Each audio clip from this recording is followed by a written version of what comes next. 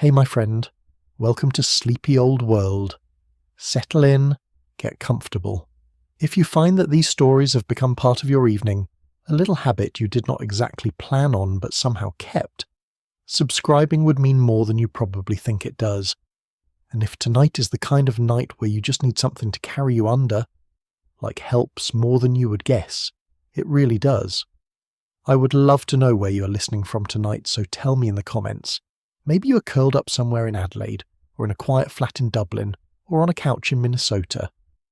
I read every one of those comments truly, usually far too late at night myself. Now, pull that blanket up over your shoulder. Let your hands rest. Let your breathing slow. All right, let's go. Tonight's story takes us inside the secret diary of a Gilded Age debutante, on the night everyone called her grand debut.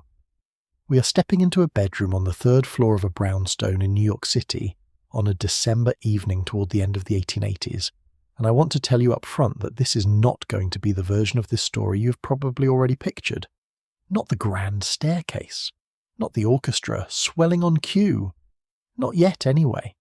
Right now it is just a girl standing in her stocking feet on a cold floor, holding her own breath without realizing she's doing it, while somewhere below her a clock strikes 6 and her mother's voice carries faintly up through the floorboards, already a little sharp with nerves that are not even her own. Here is the detail I want you to sit with before we go any further, because it is the quiet centre of everything we are about to walk through together tonight.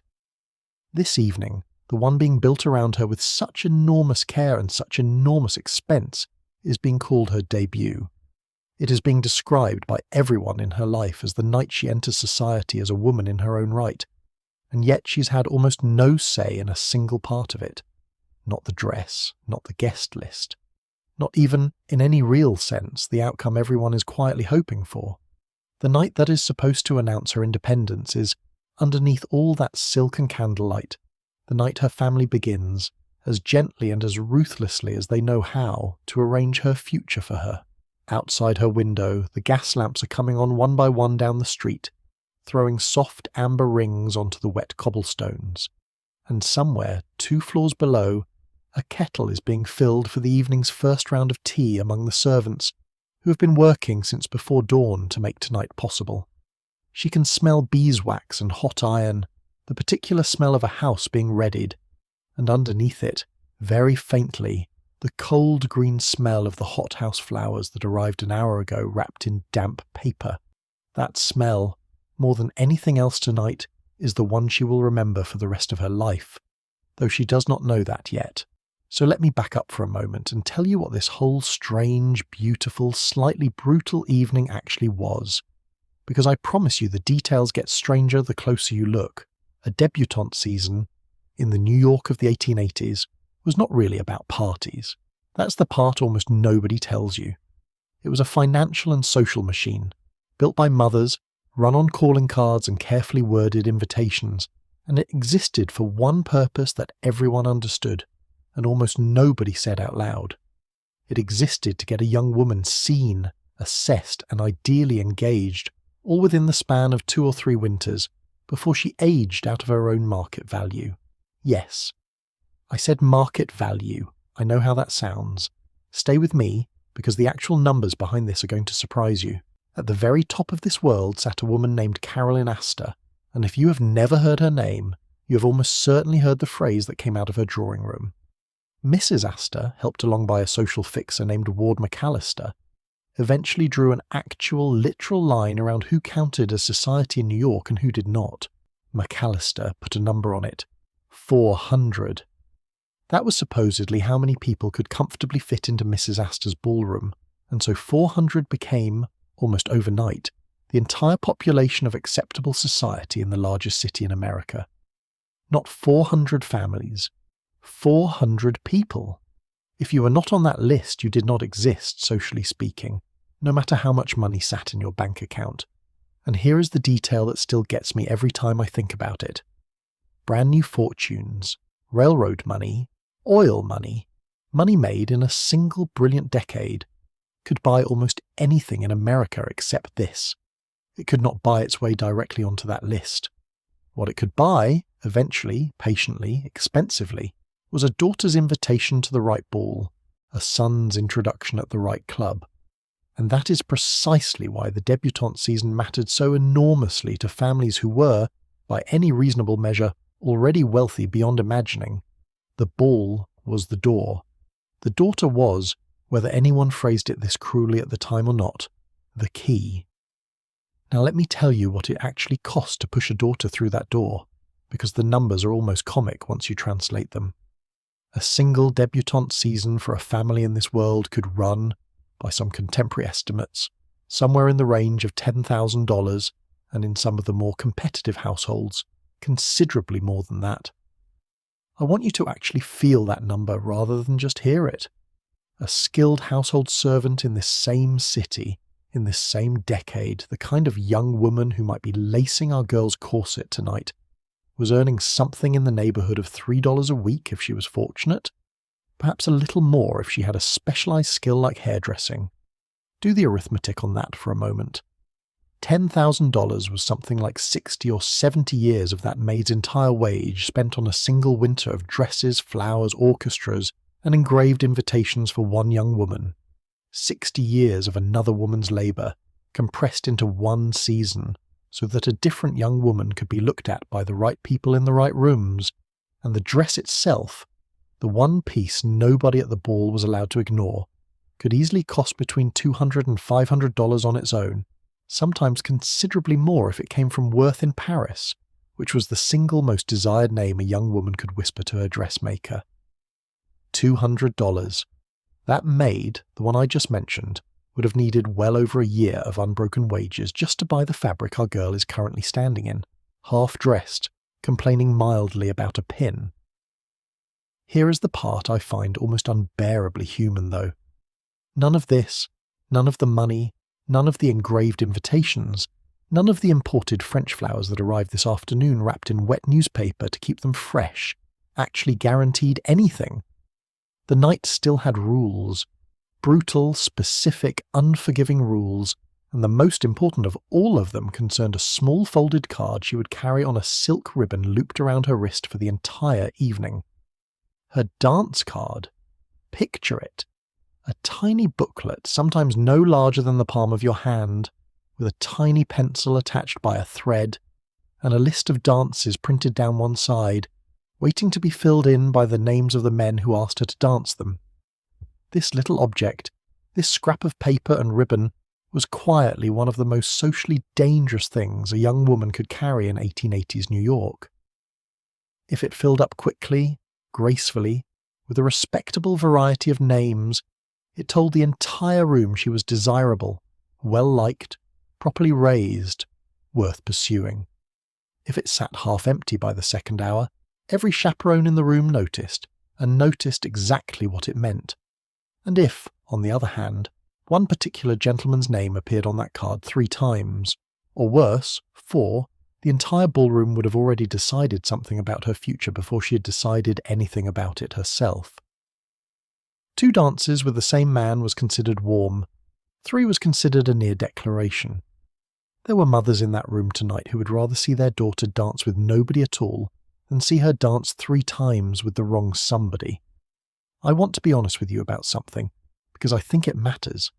It is tempting, looking back from where we sit now, to find all of this a little absurd, even a little funny. The dance cards, the precise counting, the way an entire young woman's reputation could apparently hinge on whether she accepted a second waltz. But underneath the absurdity, there is something genuinely sad about it too, and I do not want to skip past that on our way to the pretty parts of the evening. For the girl actually wearing the dress, none of this was a game. It was the entire architecture of her future, built by other people, and she was simply expected to walk through it gracefully, smile the whole time, and somehow also feel, on the single most controlled night of her life, that she was finally, truly free. So, let's go back upstairs to that cold 3rd-floor bedroom, because right now, none of the ballroom exists yet. Right now, there is only a girl, a basin of warm water, and roughly 6 more hours standing between her and the moment everyone downstairs has been waiting 4 months to see. Let's give her a name, since we're going to be spending the whole night with her. We will call her Adelaide, not because there was one single Adelaide whose diary survived intact and whose evening we are reconstructing line by line, though some debutante diaries from this exact period genuinely do survive, tucked into historical society archives, smelling faintly of old paper and pressed flowers. Adelaide is built from many of those real young women at once, which is, if you think about it, a strange kind of honesty. She is more true this way, not less. It is just past 6 in the evening when we find her, though her day actually began far earlier than that, somewhere around 5 in the morning, when her own private excitement woke her before the maid had even come to do it for her. She lay there in the dark for a while, listening to the house, which was already not quite silent. Somewhere below, a fire was being laid in the front parlour for tomorrow's callers, because life does not actually stop for a debut. It just rearranges itself slightly around 1. By 6 in the morning she had been washed, dressed in an ordinary day dress, and sent down to a breakfast she barely touched, because her stomach had apparently decided on its own authority that today was not a day for food. The hours between breakfast and now have been swallowed almost entirely by a single, exhausting word: preparation. There was a final dress fitting at 11, with the dressmaker herself arriving at the house rather than the other way around, which tells you something about how much money this particular family was spending this season. There was a long, slightly tense lunch with her mother and an aunt who had come specifically to offer opinions about hair, none of which Adelaide had asked for.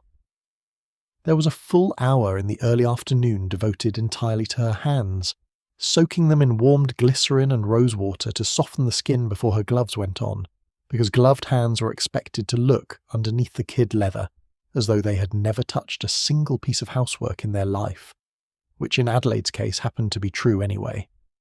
And now, finally, the real work begins. The work that nobody outside the bedroom ever sees, the part of a debut that no painting was ever made of, no diary entry from a male relative ever bothered to describe, because men in this era genuinely had no idea how long any of this took, or what it cost, or what it felt like from the inside. The first layer is almost nothing. A chemise, thin white cotton or linen, worn next to the skin partly for comfort and partly, frankly, to protect the far more expensive layers above it from sweat and skin oil. It is not romantic. It is practical in exactly the way undergarments have always been practical, whatever century you are standing in. Over that come the drawers, 2 separate legs joined only at the waistband, open at the seam in a way that would scandalise absolutely nobody in 1889, but tends to surprise people hearing about it for the first time today. The reasons were entirely about plumbing rather than modesty, and I will simply leave it at that and let you fill in the obvious explanation yourself. Then the corset. And here I think is where we should slow down properly, because this is the piece of the evening that almost everybody gets slightly wrong in their heads. The corset Adelaide is being laced into tonight is not, contrary to what 100 costume dramas have suggested, designed to leave her gasping and fainting picturesquely across a chaise. That version exists mostly in fiction, exaggerated for drama, though tight lacing absolutely did happen and absolutely could cause real physical harm over years of habitual wear, displaced ribs in extreme cases, weakened back muscles, digestive trouble that doctors of the period wrote about with real concern. What Adelaide's corset is actually doing, this evening on this particular night, is something closer to architecture than torture. It is built from layers of sturdy cotton twill, reinforced with rows of stiff whalebone or, increasingly by this decade, steel boning, stitched into narrow channels that curve with the body rather than against it.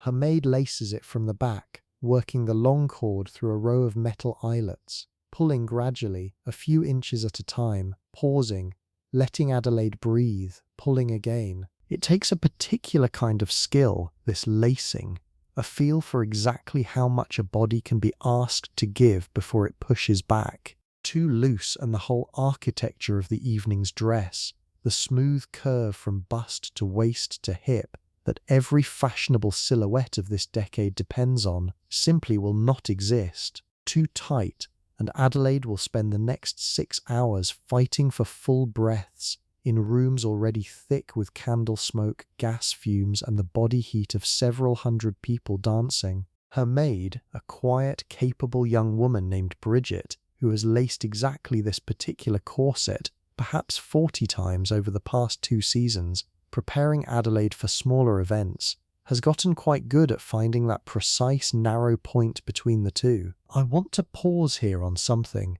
because I think it deserves a moment of honesty rather than a quick joke and a move onward. Bridget, lacing this corset with her own 2 hands at this exact minute, earns somewhere around $3 a week for work that begins before 5 in the morning most days, and rarely properly ends before 10 at night. The corset she is lacing on its own, separate from the dress that will go over it, likely cost more than 2 weeks of her entire wage. She has almost certainly never worn anything remotely like the dress waiting on its form across the room. And yet here she is, an essential, irreplaceable, completely invisible part of tonight's entire production, her fingers moving with a practiced gentleness that Adelaide, lost in her own private nervousness, barely registers as a kindness at all. That contrast sat in the same small bedroom all evening, and almost nobody in 1889 ever thought to write it down. Adelaide exhales slowly as the last set of laces is tied off and tucked. She can feel her own ribs in a way she does not feel them most days, not painfully exactly, but present, insistent, a quiet physical reminder running underneath everything else that tonight her body itself has been recruited into the evening's performance. She straightens slightly in front of the long mirror, and for one strange second she does not entirely recognize the shape standing there. Narrower, taller somehow, though nothing about her height has actually changed. More like a drawing of a young woman than the young woman herself. Over the corset goes a corset cover, a thin layer meant to protect the dress fabric from the metal busk and boning beneath it. And then the petticoats begin.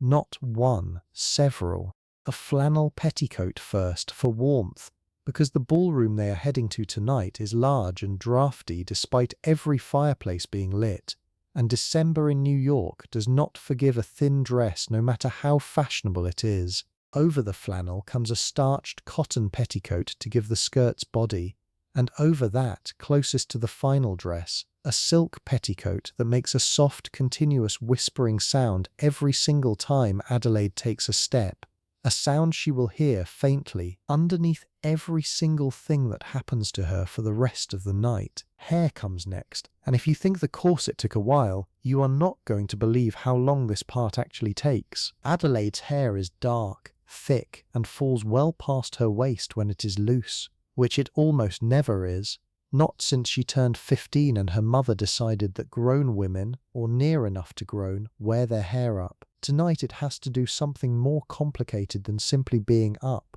It has to announce something. The fashionable style for a young woman making her debut this particular winter involves the hair swept back from the face in soft waves, gathered high at the crown, with a careful arrangement of curls left to fall at the nape of the neck. Just so, looking effortless in a way that took Bridget and a second maid borrowed from her aunt's household nearly 2 full hours to construct. There is heat involved, real heat. An iron warmed directly over a small spirit lamp set on the dressing table, tested constantly against a scrap of paper to make sure it will not scorch, because scorched hair smells unmistakably of burning, and there is no recovering an evening from that smell arriving 5 minutes before the carriage does. Bridget works in sections, taking up a piece of hair no wider than 2 fingers, winding it carefully around the heated iron, holding, releasing, watching the curl settle and hold its shape in the slightly damp December air. The whole room smells faintly of warmed hair pomade, something waxy and herbal, mixed with the cooler smell of the rose water Adelaide dabbed at her wrists an hour ago, mixed with, underneath everything else, the simple human smell of 2 young women working closely together in a warm room for a long stretch of time, breathing the same air, neither one quite saying out loud how nervous they both are, for entirely different reasons. Adelaide's eyes water slightly each time Bridget pulls a section tighter to anchor a pin, not from sadness, just the ordinary small discomfort of hair being asked to do something it would rather not do. She has gotten used to this over the years, the way you get used to anything that happens to your body often enough. There is a particular kind of stillness required of her now, a stillness that is also, in its own way, a kind of waiting. She cannot read, she cannot really talk, not properly, not without risking moving her head at the wrong moment. So she sits, and she watches herself slowly become a different version of herself in the mirror, piece by piece, pin by pin, and her mind, with nothing else to occupy it, begins doing the thing minds do in exactly this kind of forced stillness. It starts circling. She thinks about the dance card waiting downstairs on her dressing table, already attached to its little silk ribbon, completely blank. She thinks about a particular young man, Mr. Charles Hartwell, whom she has met exactly 4 times now, twice at smaller dinners this autumn, and twice more at other families' more modest evening parties, and whom her mother has mentioned, with a casualness so deliberate it was not casual at all, no fewer than 6 separate times in the past 2 weeks. She does not dislike Mr. Hartwell. That is the strange, slightly uncomfortable truth sitting underneath tonight's whole production. She does not dislike him at all. He has a pleasant, slightly crooked smile, and once made an unexpectedly funny remark about a mutual acquaintance's terrible singing voice that caught her so off guard, she actually laughed out loud in a room where laughing out loud was generally not encouraged. She does not dislike him, but she also has not the faintest idea whether she loves him, or could love him, or would even recognize the difference between genuine affection and simple relief at having an acceptable, pleasant, financially appropriate option presented to her so efficiently that she never really had to look for one herself. That question, the one nobody in this house has actually asked her directly, not once, in 4 entire months of preparation, sits in her chest tonight like something swallowed too quickly. It does not exactly hurt. It is more like a held breath she has forgotten to release. I want to step back from Adelaide for just a moment, because I think this particular feeling, whatever you want to call it, deserves a little context. The honest truth of debutante season in this era is that very few of these young women were being forced into marriages they actively opposed, not by this point in the 1800s, not among families of this social standing. The crude old image of a father simply commanding his daughter to marry a stranger for money had largely faded a generation or 2 earlier, at least among this particular slice of American society. What had replaced it was something suppler and in some ways harder to fully resist, because there was no single villain to resist against.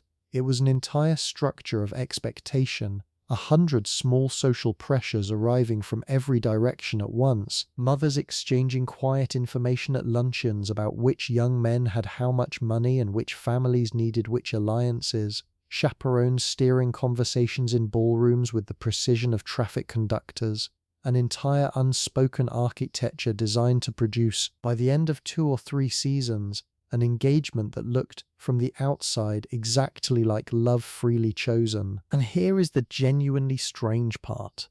The part that I think is worth sitting with rather than rushing past. For many of these young women, it actually was something close to freely chosen, in the sense that they did eventually often come to feel real affection for the husbands this system steered them toward. Human beings are remarkably good at finding warmth inside structures they did not build themselves. Adelaide might very well end up genuinely deeply happy with Charles Hartwell, or whoever else's name eventually fills the most important line on a different kind of card, not the silk and pencil kind tied to her wrist tonight, but the legal kind, signed later, in a different room entirely. That happiness, if it comes, will be real.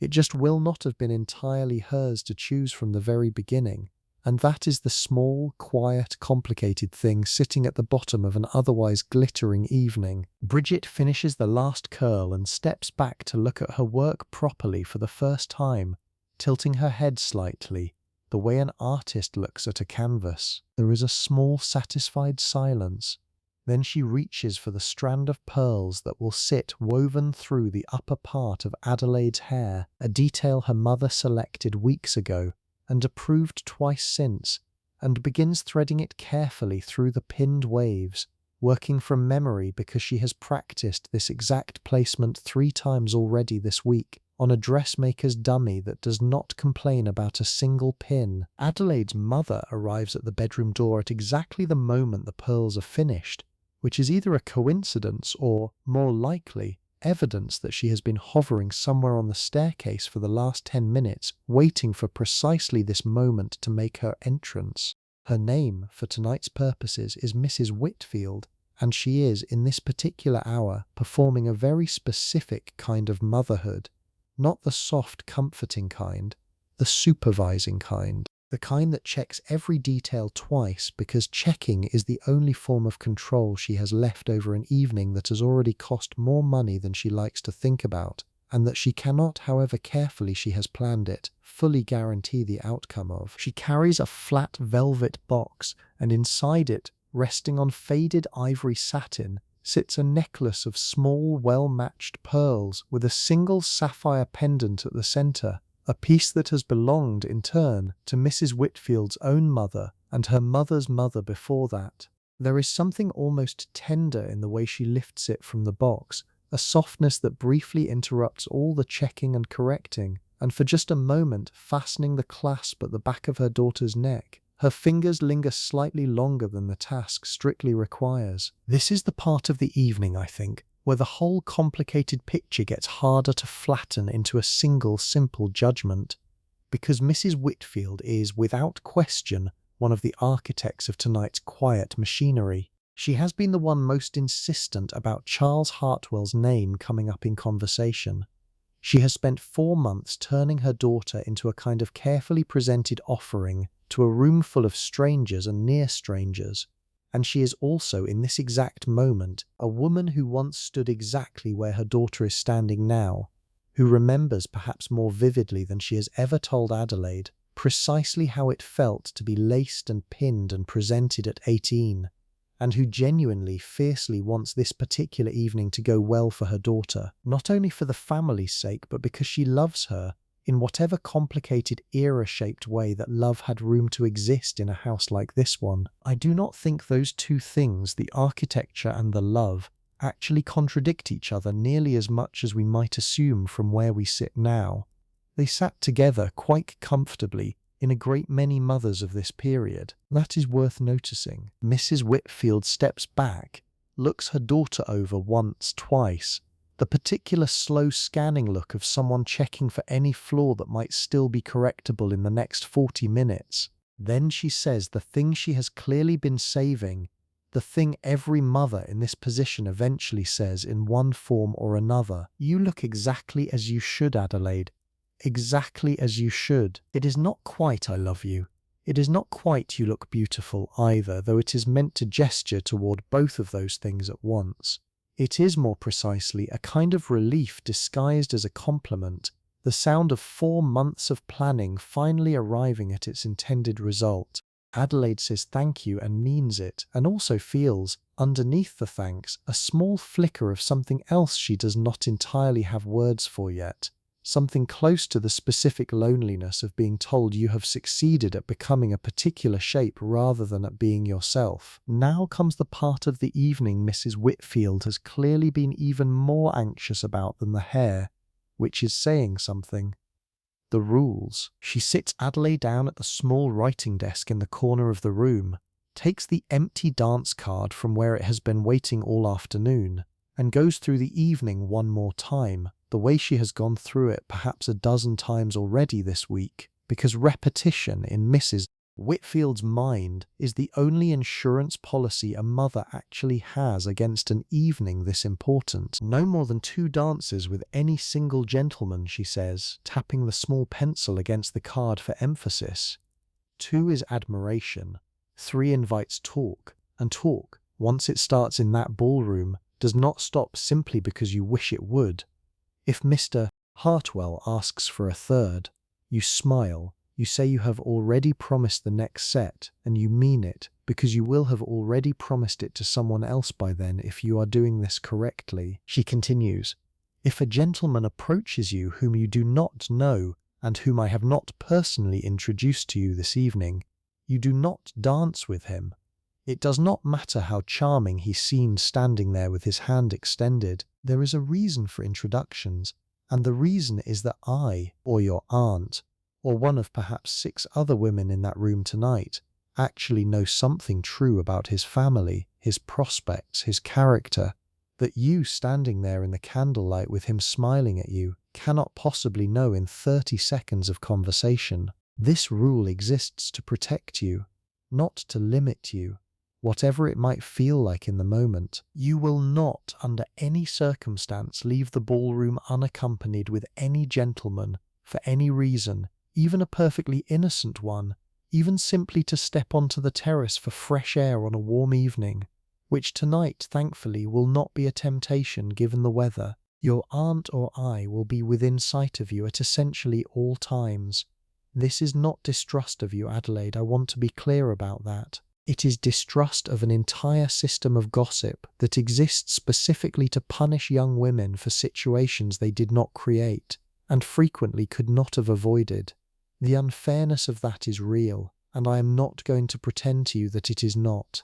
I am simply telling you the rules of the actual world you are about to walk into, rather than the world I might prefer existed instead. Adelaide listens, nods at the correct moments, and privately thinks, not for the first time this season, that her mother sounds less like a woman planning a party and more like a general briefing a soldier on the precise terrain of a battlefield neither of them chose, but both of them now have to cross successfully. That comparison, when it occurs to her, makes her almost smile despite the nervousness sitting low in her stomach.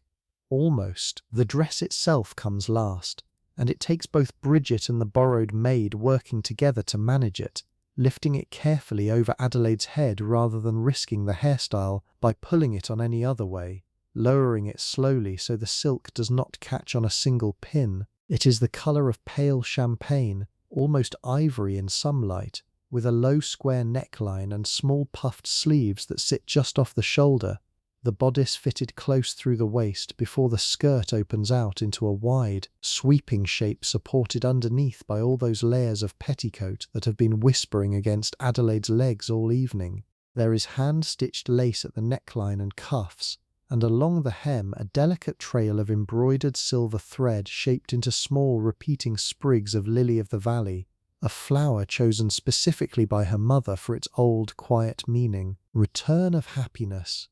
Mrs. Whitfield has never said this meaning out loud to her daughter, not directly, but she chose the flower herself from 3 separate options the dressmaker presented, and she chose it for a reason. The dress cost all told, including the silk, the lace, the embroidery, and the dressmaker's many hours of fitting and refitting, somewhere in the neighbourhood of $300.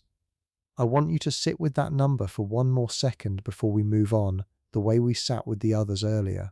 $300. Bridget lacing the final hooks at the back of this exact dress right now, her fingers quick and careful around fastenings she cannot afford to fumble, will not earn that much money in 2 full years of work. Neither of them says anything about this, of course. It would be strange, almost unthinkably strange by the standards of either of their worlds, for either of them to acknowledge it out loud, but I think it is worth us acknowledging it here quietly, in the only place where it can actually be said. Adelaide turns to the mirror once everything is finally fully in place, and for a long moment she simply looks. The candlelight from the dressing table catches the pearls in her hair, the sapphire at her throat, the pale gleam of the silk, and standing there, fully assembled for the first time, she genuinely does not entirely recognize herself, not in a frightening way, more the way you might not recognize your own voice played back to you on a recording, technically yours, undeniably yours, and yet somehow arriving from slightly outside the version of yourself you carry around in your head all day. She thinks quite suddenly and quite clearly, I look like someone else's idea of me. And then just as quickly she sets that thought aside, because there is no time left tonight to do anything with it except feel it pass through her once and keep moving. Downstairs, the house has been transforming in its own way for the past several hours. The front parlour furniture has been rearranged to make room for the receiving of guests who will stop here briefly before the family departs together for the ball itself, which is being held this year at a large house several streets over, owned by a family with considerably more money and considerably more patience for hosting 400 people under one roof than the Whitfields currently possess. Fresh candles have been set in every sconce. The household's small staff, a cook, 2 housemaids, a butler who also serves, when required, as something closer to a valet, have all been pressed into service for tonight in ways well beyond their ordinary duties, polishing silver that will not even be used until much later, brushing down coats, warming bricks to place in the carriage for the short, cold ride ahead. Mr. Whitfield is waiting in the front hall when Adelaide finally descends the stairs, and something genuinely happens to his face when he sees her, something that no amount of careful etiquette coaching had quite prepared either of them for. He has seen the dress already, in pieces, on the dressmaker's form, discussed at dinner in terms of fabric and cost, the way he discusses most things, with a practical man's slight discomfort around anything too sentimental. But seeing it now complete on his actual daughter, standing at the top of the staircase with candlelight catching the pearls in her hair, does something to him that he was not quite expecting. He does not say anything especially poetic. Men of his particular temperament rarely do, in this era or in most others. He simply says quietly, almost to himself, "Well, there she is." And then he clears his throat, looks briefly away toward the window, and busies himself unnecessarily with his own gloves for several seconds longer than the gloves actually require. Adelaide notices this small, gruff retreat into busyness, and something in her chest loosens slightly, just for a moment, the first genuinely uncomplicated feeling she has had all evening. Whatever else tonight is, whatever machinery is quietly operating underneath it, her father is, in this specific small instant, simply a man looking at his daughter and feeling something too large to say properly. The carriage is waiting at the curb when they finally step outside, the horses shifting their weight in the cold, breath rising from their nostrils in pale clouds under the gas lamp at the corner. It has begun to snow lightly, the kind of fine, unhurried snow that does not seem to be falling so much as simply appearing in the air,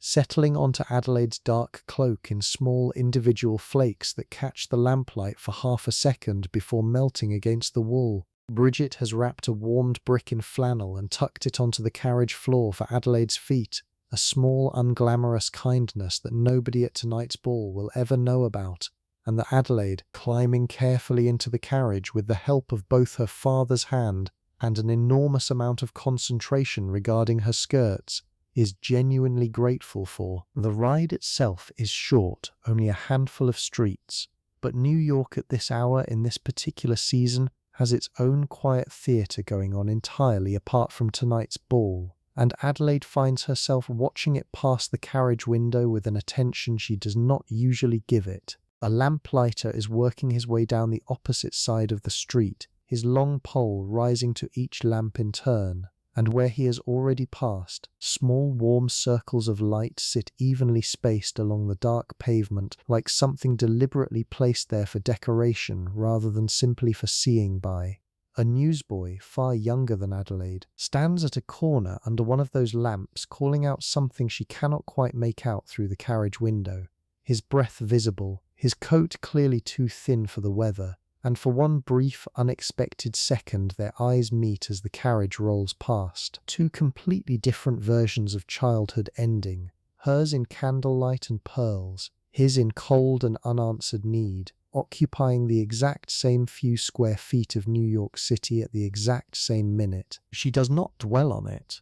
There is not time tonight to dwell on anything, and she is, after all, 18, and nervous, and the ball is now genuinely close. But something about that boy's face stays with her in the way certain small images do, filed away somewhere she will not consciously think about again for years, and then will, quite suddenly, for no obvious reason, in the middle of some entirely ordinary afternoon decades from now. Other carriages are converging now from several directions at once, all of them moving toward the same destination, a slow, dignified traffic of horses and polished wheels and breath clouding in the cold. Through the carriage window, Adelaide can see other young women in other carriages, glimpsed for only a second or two through glass already slightly fogged with everyone's nervous breathing, other pale dresses, other careful hairstyles, other faces wearing some version of the exact expression she is almost certainly wearing herself right now, an expression trying very hard to look composed and not quite entirely succeeding. Her mother, sitting across from her, reaches over without a word and adjusts one curl that has shifted slightly out of place against Adelaide's temple. A small, automatic, almost unconscious gesture, the kind a mother makes 1,000 times across a daughter's childhood without ever really thinking about it, fixing a collar, smoothing a stray hair, and which suddenly in this particular carriage, on this particular night, carries an entirely different weight. It might be one of the last times Mrs. Whitfield gets to fuss over her daughter's appearance quite this freely. After tonight, in whatever ways tonight's evening eventually plays out across the coming weeks and months, Adelaide stops belonging quite so completely to this carriage, this house, this particular configuration of mother and daughter heading somewhere together in the snow. Mrs. Whitfield does not say any of this. She simply smooths the curl, sits back, and looks out her own window for a moment, her face, for just a second, unguarded in a way Adelaide rarely sees it. The carriage slows. Up ahead, through the gently falling snow, the house comes into view, and even from half a block away, even through a fogged window, it is unmistakable. Every window on the lower 2 floors is blazing with light. Carriages line both sides of the street as far as Adelaide can see, footmen moving between them with the brisk, practiced efficiency of men who have done this exact job at this exact kind of event more times than they could possibly count. Faint music, just barely audible even from inside the carriage with the windows up, drifts out into the cold December air, an orchestra somewhere deep inside that enormous house already warming into its evening's work. Adelaide feels her own heartbeat very distinctly for the first time all evening, not from the corset, though the corset is certainly not helping, but from something else entirely, whatever this night actually is, underneath the dresses and the dance cards and the careful arithmetic of 2 acceptable dances. It has officially, finally arrived. Inside, the house is almost too much to take in all at once, and Adelaide does not try to. She has learned over the past several months of smaller gatherings leading up to tonight that the trick to walking into a room like this without visibly faltering is to let your eyes settle on one small, manageable thing at a time, rather than attempting to absorb the whole overwhelming sweep of it in a single glance. So she looks first at the floor, polished parquet laid in a herringbone pattern, reflecting back the light of what must be 100 candles burning in branched silver candelabra set along every available surface, supplemented now, in this newer and wealthier house, by the soft, slightly eerie glow of electric light recently installed in the hallway chandeliers, a genuine novelty this particular winter that half the guests tonight will spend at least a few minutes discussing. The air itself has a temperature and a texture to it, warm in a way that feels almost solid after the cold outside, thick with the mingled smell of melting beeswax, hothouse flowers forced into bloom months ahead of their natural season specifically for tonight, and the particular dry, slightly metallic smell that several hundred candles burning at once produces in an enclosed space. Somewhere beneath all of that, faintly, is the smell of expensive perfume, dozens of different scents overlapping, none of them quite distinct enough to name individually, all of them together forming something that exists only in rooms exactly like this one, on nights exactly like this one. A line has formed near the entrance to the main ballroom, slow-moving, dignified, each family pausing in turn before a small cluster of older women positioned with the unmistakable authority of people who consider themselves, with some justification, the actual gatekeepers of the evening. This is the receiving line, and Adelaide has rehearsed her way through it perhaps a dozen times this week, with her mother standing in for the women she will actually face tonight. But rehearsal and reality, she discovers almost immediately, are not quite the same thing. When her turn finally comes, she finds herself standing before a stout, formidably dressed woman in dark violet silk, who looks at Adelaide for what feels like an uncomfortably long moment, though it is probably no more than 2 or 3 seconds, before extending a gloved hand and saying, in a voice pitched for exactly the right combination of warmth and evaluation, "So this is the Whitfield girl. Charming, quite charming." Adelaide curtsies the correct depth, not too deep, not too shallow, a motion she has practiced so many times in the past 4 months that her body now performs it with very little conscious instruction from her, and murmurs the correct response, something brief and properly modest, and then it is over and she is moving past into the ballroom proper, and the woman in violet silk has already turned her attention to the next family in line, the next daughter, the next 2 or 3 seconds of charming. I want to pause here for a moment, because I think this particular ritual, the receiving line, deserves a little more attention than the 2 or 3 seconds Adelaide herself was given inside it. This brief exchange, this handful of seconds, this single word, charming, was not actually small at all.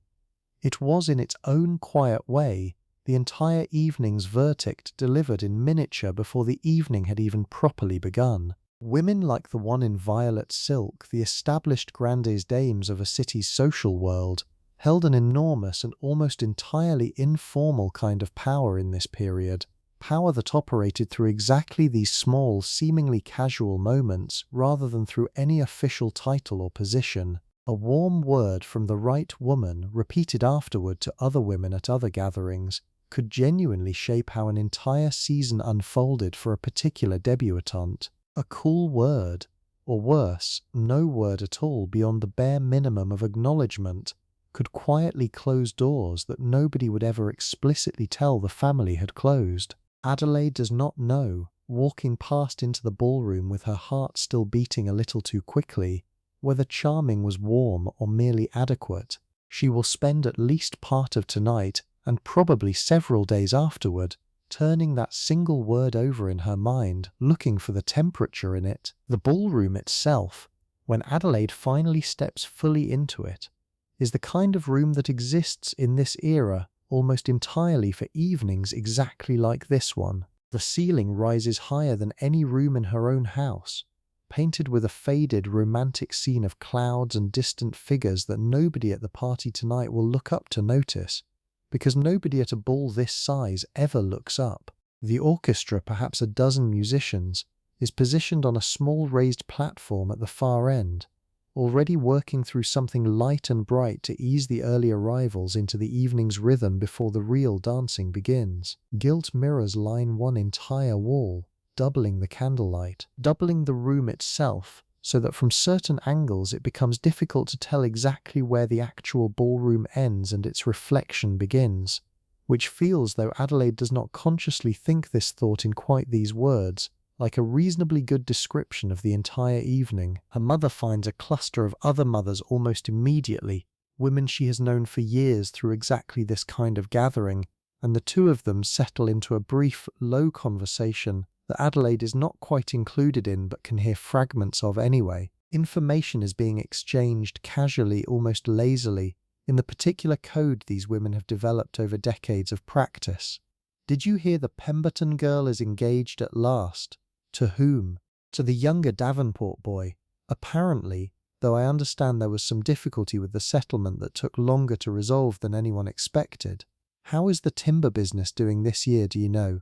"Adequately, I believe, though not as well as the cotton interests on his mother's side."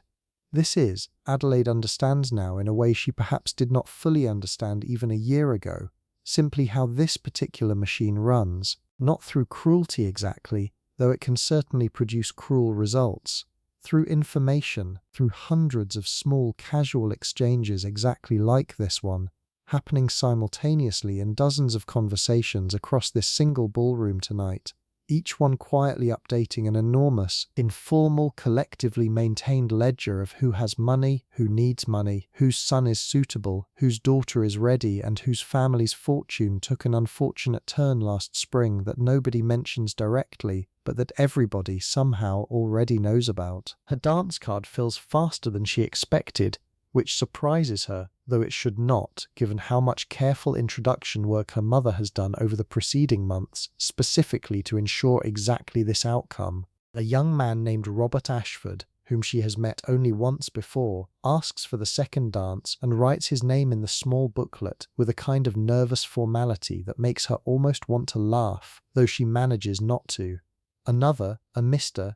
Sterling, asks for the fourth and is pleasant enough in the brief minute of conversation that follows, complimenting the music in a way that suggests he is not actually listening to it very closely. And then, perhaps 20 minutes into the evening, Charles Hartwell finds her. He does not push through a crowd to reach her or make any visible show of seeking her out specifically, which Adelaide notices and privately appreciates, though she could not entirely say why it matters to her that he managed his approach so casually. He simply appears at her side at a natural pause in the evening's flow, offers the correct small bow, and asks, with that same slightly crooked smile she remembers from autumn, whether she might have a dance remaining for him this evening. She does, of course. She had, if she is being honest with herself, kept the seventh dance deliberately open for most of the last hour without consciously admitting to herself why, a small private piece of strategy she has not discussed with her mother, who would almost certainly approve of it anyway if she knew, which makes the secrecy feel slightly absurd even as Adelaide maintains it. He writes his name in the booklet, and then, instead of moving on immediately to make space for the next conversation the way etiquette technically suggests he should, he lingers for another moment, glancing briefly at the small dance card hanging from her wrist. "Only one dance," he says, with a tone that is almost but not quite teasing. "I had rather hoped for two. 2 invites talk, Mr. Hartwell," she says, and is faintly, privately pleased with herself for how easily the line comes out, given that she only learnt it from her mother roughly 6 hours ago. "Does it?" he says.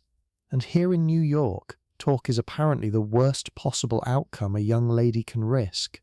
Where I come from, talk is usually just considered an evening well spent." "Where do you come from exactly, Mr. Hartwell?" she asks, partly out of genuine curiosity and partly because she has been coached, repeatedly, that a good conversationalist asks questions rather than only answering them. "Originally," he says, "a small town in Ohio that you have almost certainly never heard of, and that I will spare you the embarrassment of admitting you have not heard of, by simply not naming it." This unexpectedly does make her laugh, a real laugh, brief and slightly too loud for the formal hush of the receiving area, drawing one quick assessing glance from her mother across the room that Adelaide pointedly does not look toward. Charles Hartwell's smile widens slightly at the sound, in a way that suggests he is genuinely pleased to have caused it rather than merely performing pleasure at having caused it, and for just a moment standing there in the candlelight with the orchestra easing into something slower in the background,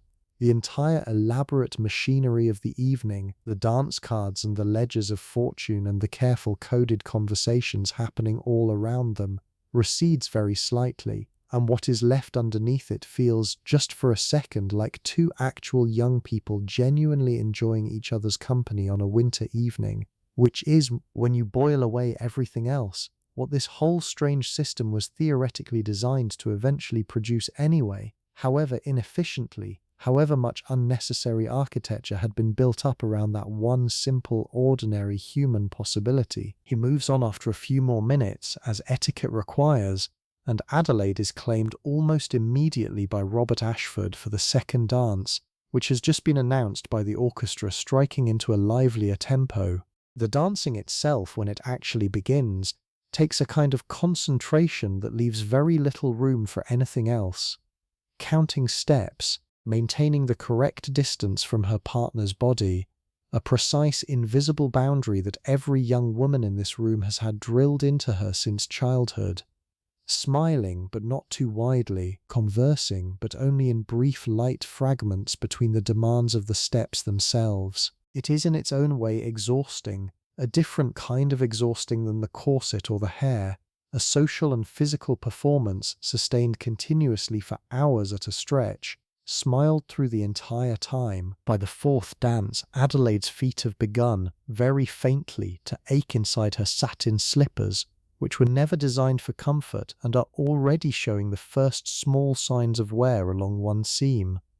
By the sixth, she has had exactly one glass of lemonade and nothing else, because eating in this particular gown, laced this particular tightly, is a genuinely complicated proposition that most young women tonight are quietly managing through small, careful sips and almost nothing solid until much later in the evening. By the seventh dance, the one she kept open, Charles Hartwell returns precisely on time, and this time, when the music slows into something gentler, a waltz, he holds her at exactly the correct distance, neither too close nor performed too stiffly correct, and they talk a little more about nothing especially important, about the unusually heavy snow this winter, about a mutual acquaintance recently acquired and apparently quite badly behaved spaniel, and underneath the small talk, something is quietly, almost wordlessly, continuing to build between them, the kind of building that neither of them could fully name yet, and that both of them, in their own separate, private ways, are nonetheless aware of happening. Not every young woman in that ballroom tonight is having Adelaide's particular evening, and I think it would be dishonest of me to tell you this story without pausing at least for a few minutes on one of the others. Near the edge of the room, close enough to the wall that she could, if she wished, simply lean against it without anyone immediately noticing, stands a girl named Harriet Vance, whose family's fortune, made 2 decades ago in a manufacturing concern that has since fallen on noticeably harder times, no longer quite matches the standard this particular ballroom expects. Harriet is by any ordinary measure perfectly pleasant looking, dressed in a gown that was clearly expensive a season or 2 ago, and has been skillfully altered since then to look current, though anyone with a practiced eye, and there are several dozen such eyes in this room tonight, can spot the alteration if they look closely enough. Her dance card, 2 hours into the evening, has exactly 3 names on it, one of them an elderly cousin of her own family who asked her to dance specifically and visibly out of kindness rather than interest. Adelaide notices her in the brief gaps between her own dances, the way you notice a particular kind of stillness in a room otherwise full of motion. Nobody is being actively unkind to Harriet Vance tonight. That is in some ways the more uncomfortable truth of it. There is no single villain, no cruel remark delivered to her face that anyone could point to afterward and call out as wrong. There is simply a slow, steady, collective decision made by dozens of young men and their watching mothers across the course of a single evening that Harriet Vance's family's circumstances are not currently advantageous enough to warrant a second dance, or in most cases even a first one. The cruelty here is structural rather than personal, which does not make it hurt any less for the person standing against the wall feeling it happen to her in real time, one declined invitation at a time, across an entire long evening that everyone around her is determined to describe afterward as a perfectly lovely party. I do not want to resolve this neatly for you, because I do not think it resolves neatly in real life either. Harriet Vance will in all likelihood have other seasons, other opportunities, and her family's circumstances may well improve again, the way fortunes in this particular era had an almost dizzying tendency to rise and fall within a single decade. But tonight, in this particular ballroom, she is standing very still near a wall, holding a glass of lemonade she has been nursing for 40 minutes, watching girls she has known since childhood get claimed for dance after dance, while her own small allotment of attention runs out early and does not refill. That is also debutante season. That is also every bit as much as Adelaide's small, warm conversation with Charles Hartwell, what this entire elaborate machine was built to produce, on a regular and entirely unremarkable basis, for at least some fraction of the young women fed into it each winter. Midnight arrives, eventually the way midnight always eventually arrives even at parties determined to outrun it, and the orchestra pauses for what is announced as supper. Long tables have been set up in an adjoining room, draped in white linen, laid with cold pheasant and oysters on ice, and small, elaborate confections that took the household's kitchen staff most of the past 2 days to prepare, working in shifts, sleeping in snatched hours between courses, for an evening that will be entirely consumed and largely forgotten by sunrise. Adelaide eats a little more now, cautiously, aware of the corset's narrow tolerance for actual food, while around her the conversation shifts into a slightly more relaxed register, supper apparently functioning as a kind of permitted intermission in the evening's otherwise relentless formality. Charles Hartwell finds a seat near enough to speak with her again, technically a coincidence, though Adelaide privately suspects it required at least some quiet effort on his part to arrange. They talk for nearly 20 minutes this time, longer than any single exchange they have managed all evening. About books, briefly. About a play he saw last month that he describes with more genuine enthusiasm than careful etiquette. And somewhere in the middle of that easy, unhurried conversation, something settles in Adelaide's chest that has nothing to do with dance cards or her mother's careful arithmetic. It is a small, private, entirely her own feeling, the first one she has had all evening that was not in some way performed for an audience. I will tell you honestly, I find this particular detail, the small private feeling surviving inside such an enormous, carefully managed evening, genuinely moving every time I sit with this story. The whole apparatus of the season, the dresses, the ledgers, the receiving lines, the dance card rules, exists to produce a specific outcome through careful external engineering. And yet here, underneath all of it, something simpler and more stubborn keeps quietly happening anyway. The actual unscripted feeling of one particular 18-year-old girl genuinely, privately enjoying 20 minutes of conversation with one particular 24-year-old man for reasons that have very little to do with timber interests or dowries and everything to do with a crooked smile and an honest laugh at the right moment. After supper, the orchestra leads into something the evening's program calls the German, though most people in the room simply call it the cotillion, and it is, even by the standards of everything else tonight, a strange and rather wonderful piece of theatre.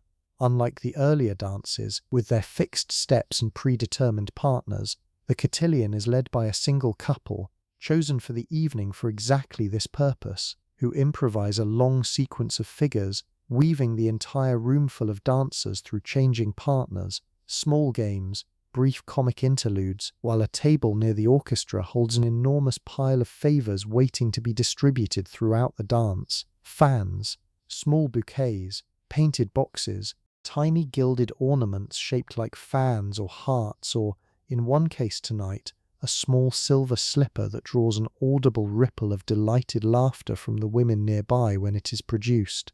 Each favour is handed out at a specific, choreographed moment, gentlemen presenting them to the ladies they have been paired with for that particular figure, and there is a whole secondary layer of meaning running underneath who gives what favour to whom, watched and noted by exactly the same mothers who have been quietly trading information about timber fortunes all evening. Adelaide receives, over the course of the cotillion, a small fan painted with a delicate scene of swallows in flight, given to her, with a slight deliberate flourish, by Charles Hartwell, who has apparently arranged, through some quiet negotiation with the cotillion's leading couple, that Adelaide will only learn about much later, to be paired with her for this particular figure specifically. She does not know this yet, standing there accepting the fan with what she hopes is an appropriately graceful expression of surprise, rather than the considerably less composed feeling actually happening underneath it.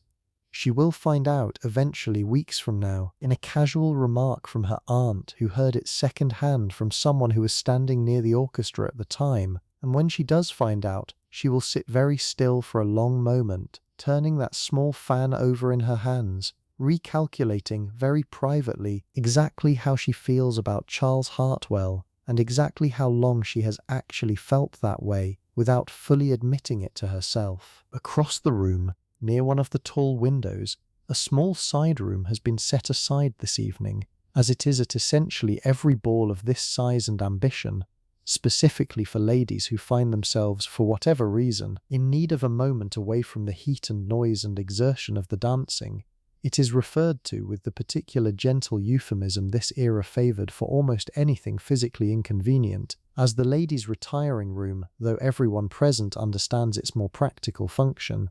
A young woman 2 dances ago, a friend of Adelaide's named Cecilia Marsh, went distinctly pale midway through a quadrille and had to be quietly, efficiently escorted there by her chaperone, where smelling salts and a few minutes seated with her, stays slightly loosened, restored her well enough to return, smiling, 20 minutes later, as though nothing at all had happened. This was not unusual. Doctors of this exact period wrote with real documented concern about the combination of tightly laced corsets, overheated, poorly ventilated ballrooms, and hours of continuous physical exertion in the form of dancing, and the predictable result, fainting, was common enough that essentially every substantial party of this kind made some quiet provision for it. Nobody considered this a scandal or even particularly a tragedy.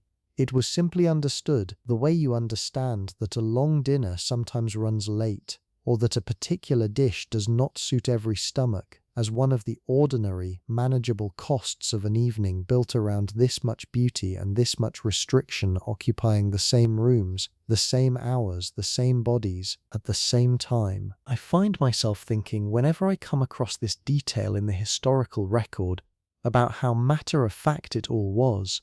A room set aside specifically for fainting, smelling salts kept on hand the way you might keep extra candles.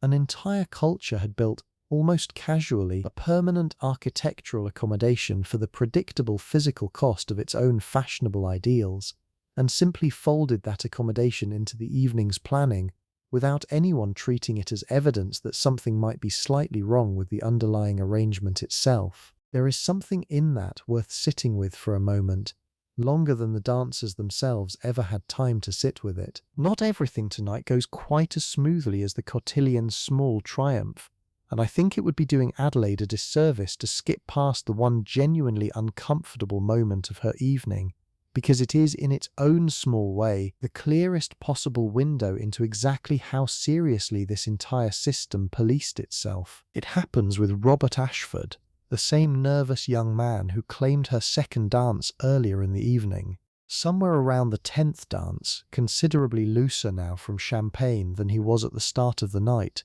he approaches her again, bows slightly too deeply, and asks, in a voice pitched just a little louder than the moment requires, whether she might grant him a third. Adelaide feels the small, specific jolt of alarm that her mother's coaching predicted exactly this scenario would produce.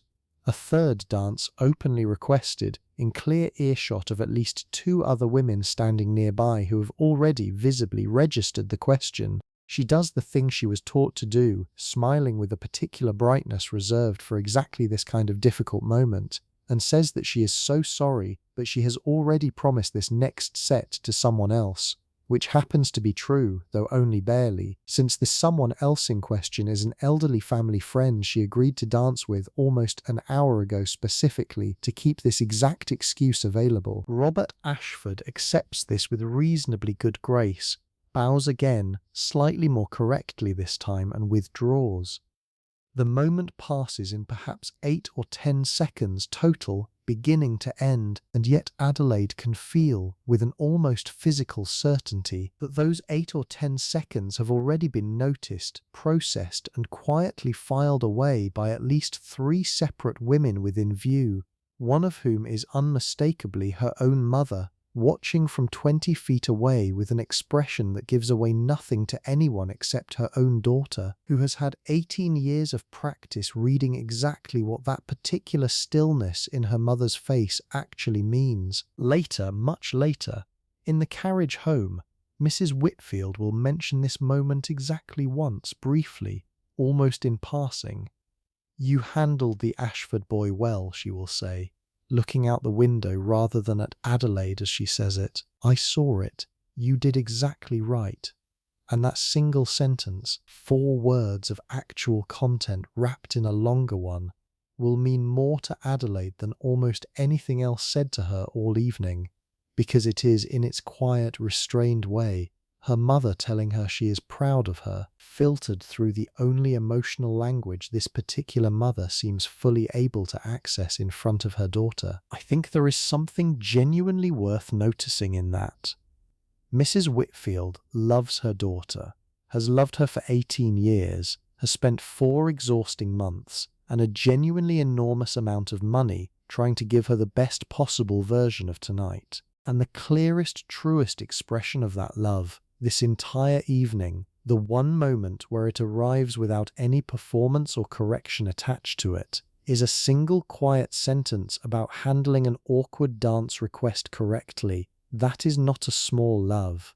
It is simply a love that learned, somewhere along the way, to speak almost entirely in the dialect of competence and correctness, because that was the only dialect this particular world ever fully gave her permission to use out loud. The evening moves into its later hours the way these evenings always do, the energy in the room shifting almost imperceptibly from bright anticipation to something warmer and slightly slower, candles burning down toward their holders, the orchestra easing more frequently into waltzes rather than the brisker quadrilles and lancers that open the night.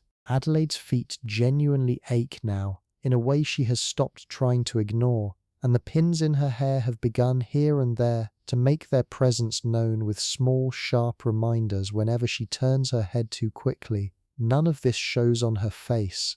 That particular skill, the ability to be quietly, thoroughly exhausted while appearing entirely fresh, is perhaps the single most practiced skill in the entire room by this hour, shared equally among debutantes, chaperones, and more than a few of the gentlemen as well. Charles Hartwell claims what both of them seem to understand, without either one saying so directly, will be their last dance of the evening sometime past 2 in the morning, when perhaps half the original guests have already departed and the room has thinned into something quieter, more intimate, lit now almost entirely by candlelight since several of the chandeliers have been allowed to burn low. The orchestra is playing something slow, unhurried, and they move through it without much conversation at all, which feels, after an entire evening built on careful, monitored small talk, like its own kind of luxury. Near the end of the dance, as the music is winding toward its final bars, he says, quietly, in a tone pitched specifically for her and nobody else, "I should like very much to call on you tomorrow, if your mother would permit it." And then, after a brief pause that feels considerably longer than it actually is, he adds, "If you would permit it too." Adelaide says yes simply, without any of the careful coached phrasing her mother spent the past 4 months installing in her for exactly this kind of moment, because in this particular instance, for reasons she could not entirely explain to anyone watching, the coached phrasing did not feel necessary. The dance ends, he bows, she curtsies, and for one brief second before he steps back into the thinning crowd, their eyes hold a fraction longer than strict etiquette technically allows, which neither of them seems especially concerned about at 2 in the morning, with the candles burning low and the night nearly spent. I want to leave that moment exactly where it is, suspended, slightly unresolved, because I think that is honestly where it belongs. We do not know, and I am not going to pretend to you that we know, exactly what becomes of Adelaide and Charles Hartwell beyond tonight. Perhaps he calls tomorrow as promised, and the calling becomes a habit, and the habit becomes an understanding, and the understanding becomes, within a year or two, exactly the outcome this entire elaborate machine was quietly built to produce. Perhaps something else happens instead, some complication neither of them can currently see coming, a shift in his family's fortunes, a different young woman who catches his attention at a different ball next month, an entirely different name eventually filling the most important line on Adelaide's future. Tonight does not actually answer that question. Tonight only asks it beautifully, exhaustingly, at considerable expense, and then sends everyone home to sleep on it. While all of this has been happening, several streets away, the Whitfield house has been having its own entirely separate evening, And I think it deserves at least a few minutes of our attention too, because it is in its own quiet way just as much a part of tonight's true shape as anything happening under those chandeliers. Bridget has not gone to bed. She will not go to bed, in fact, until the family returns sometime in the small hours of the morning, because Adelaide will need help out of that dress and that corset whenever she finally arrives home, however late, and that particular job cannot simply wait until a more convenient hour. So Bridget sits now in the small sewing room off the upstairs hallway, a single candle burning low beside her, mending a torn hem on one of Adelaide's older day dresses by its light, work that genuinely needs doing but that also, conveniently, gives her hands something to occupy themselves with through the long, quiet hours of waiting. Downstairs in the kitchen, the cook, a heavy-set, capable woman named Mrs. Doyle, who has run this particular kitchen for 11 years, is doing something similar, keeping herself busy with the next day's bread dough set to rise overnight near the warmth of the stove, because tomorrow does not pause simply because tonight was important. There will be breakfast required in the morning, regardless of how late the family returns, calling cards to be received from gentlemen hoping to follow up on tonight's introductions, an entire ordinary household routine waiting patiently on the other side of this extraordinary evening, and someone has to be awake and ready to manage it. The two women talk a little, in the particular low, companionable way of people who have worked alongside each other for years, and have run out of any real need to fill silence for its own sake. Mrs. Doyle asks how the hair turned out in the end, and Bridget describes it, the pearls woven through, the curls at the nape, with the genuine pride of a craftsperson describing a piece of work she is quietly proud of, even though almost nobody at tonight's ball will ever think to credit her specifically for it. Mrs. Doyle nods, approves, says something about how Miss Adelaide always did have nice hair to work with, easier than some, and the conversation drifts on from there, unhurried, into other small household matters. Who needs new boots before spring? Whether the coal delivery this month was shorted again, the way it was shorted in November. It strikes me every time I think about this particular detail, how completely these two evenings exist side by side without ever quite touching. Adelaide, at this exact hour, is dancing her last dance of the night under candlelight and electric chandeliers, hearing a young man ask permission to call on her tomorrow. Bridget, at this exact hour, is mending a torn hem by a single candle, waiting up so she can do her job properly whenever the carriage finally returns. Neither woman would describe her own evening as the more important one. Both evenings are, in their own ways, full of genuine skill, genuine patience, genuine quiet investment in how tomorrow turns out. Only one of them, though, will ever be written about, painted, remembered, turned years later into exactly the kind of story we are telling tonight. The other simply happened, the way most real labor in most centuries simply happens, unrecorded, essential, and almost entirely invisible to the people it was performed for. I do not say this to make you feel guilty about enjoying Adelaide's evening, or about enjoying this story.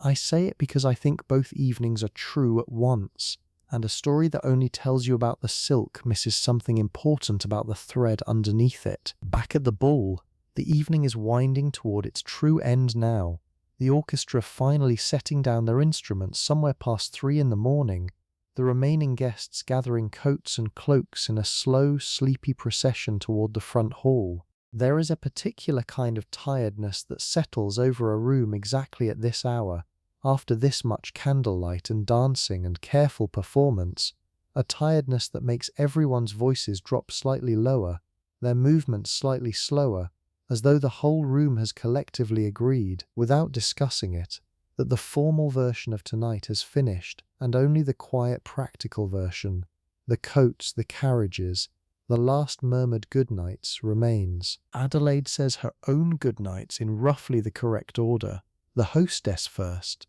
then the women near the door who have positioned themselves, deliberately or not, to catch exactly this kind of final impression before everyone disperses. There is a brief etiquette to even this part of the evening that her mother mentioned only once, almost in passing days ago, the idea that how a young woman behaves in the genuinely tired, unglamorous final minutes of a ball when nobody would particularly blame her for looking simply worn out, often tells observant older women more about her true character than anything she managed in the bright, energetic early hours when everyone is naturally at their best. Adelaide does not know if anyone tonight was actually watching closely enough at 3 in the morning to notice anything either way, but she keeps her back straight anyway, out of habit now more than conscious effort, all the way to the front door. Outside, the snow has thickened considerably since they arrived, several inches now covering the carriages and the street, and softening every sound into something muffled and gentle. Footmen move between the waiting carriages calling out family names, matching guests to vehicles in the dark with a brisk competence that seems almost magical given the hour and the weather. There is a kind of ritual to even this part. Gentlemen who danced with a particular young woman earlier in the evening, sometimes appearing briefly at the carriage door to offer a hand up, a final small courtesy that will, tomorrow in certain households, be discussed almost as carefully as anything that happened on the dance floor itself. Tomorrow, in fact, begins almost immediately in a sense the moment tonight ends. The custom in this world holds that a gentleman who wishes to pursue an acquaintance made at a ball does not wait long to demonstrate that wish. He calls formally at the young woman's home, within a day or two at the absolute outside, presenting his card to whichever servant answers the door, and the young woman's mother decides, often within seconds of reading the name on that small card, whether her daughter is at home to receive him or, through the same small, universally understood social fiction, regrettably not at home at all.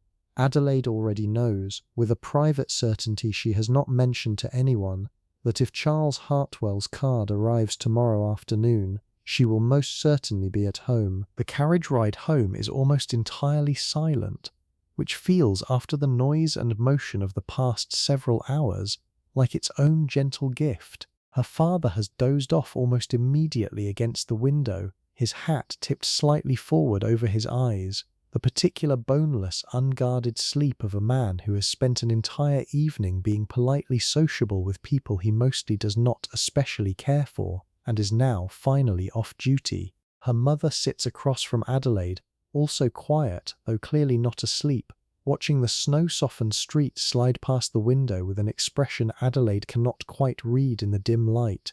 Something between satisfaction and a tiredness that goes a good deal deeper than tonight alone. Adelaide herself simply watches the city pass, the same lamplit streets they travelled hours ago now empty and white and strange in their emptiness, the snow having erased nearly every trace of the earlier evening's traffic. They passed the same corner where the newsboy was standing, hours ago now, and of course he is gone, home wherever home is for him, or perhaps not yet home at all.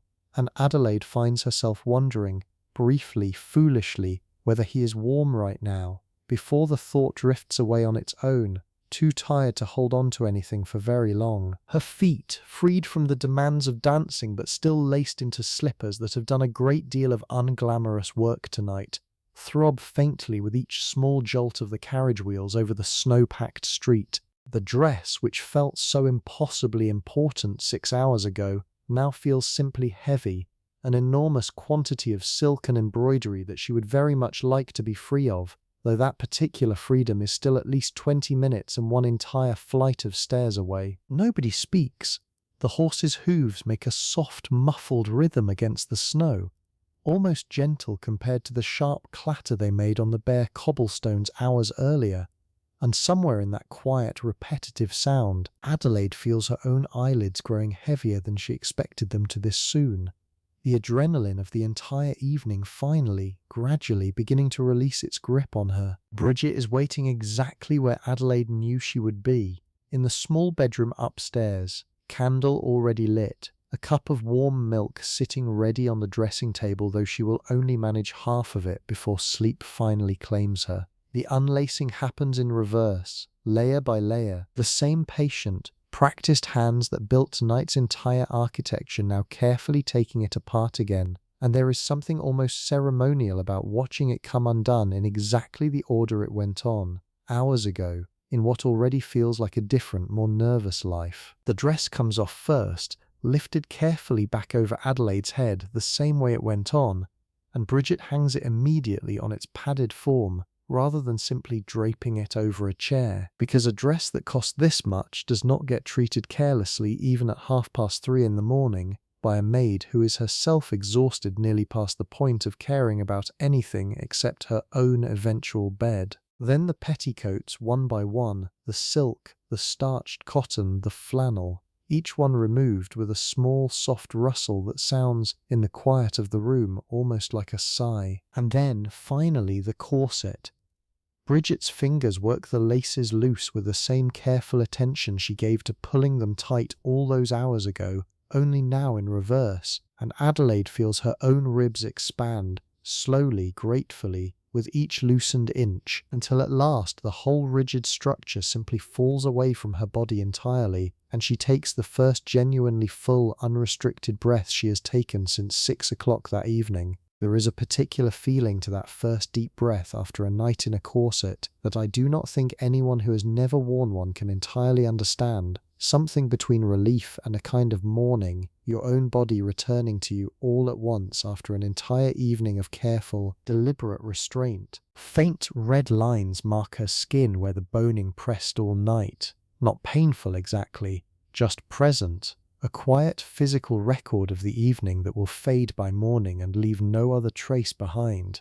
Bridget noticed them, says nothing, and simply helps Adelaide into a soft cotton nightgown, the plainest, least remarkable garment Adelaide has worn all day, and somehow, after everything else, the single most comfortable one. The pins come out of her hair next, one by one, set carefully into a small dish on the dressing table, the elaborate style Bridget spent 2 hours constructing slowly, gently dismantled in perhaps 10 minutes, dark waves falling loose around Adelaide's shoulders, slightly crushed and dishevelled now from the long evening, but undeniably, finally, simply her own hair again.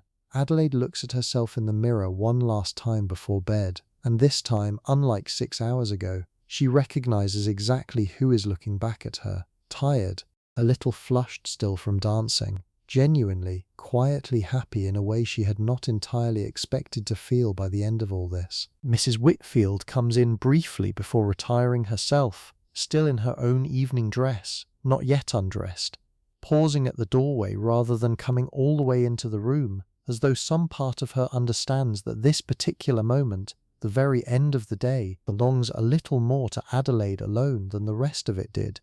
She asks, simply, whether Adelaide enjoyed herself, and Adelaide says yes, genuinely, and means it more fully than she expected to mean it 4 months ago, when this whole exhausting project first began. Mrs. Whitfield nods, satisfied, and then, instead of immediately turning to go, lingers a moment longer in the doorway, looking at her daughter sitting there in her plain nightgown, with her hair loose and her face soft with tiredness, looking, for just this one unguarded minute, considerably younger than the carefully composed young woman who walked into that ballroom 6 hours ago.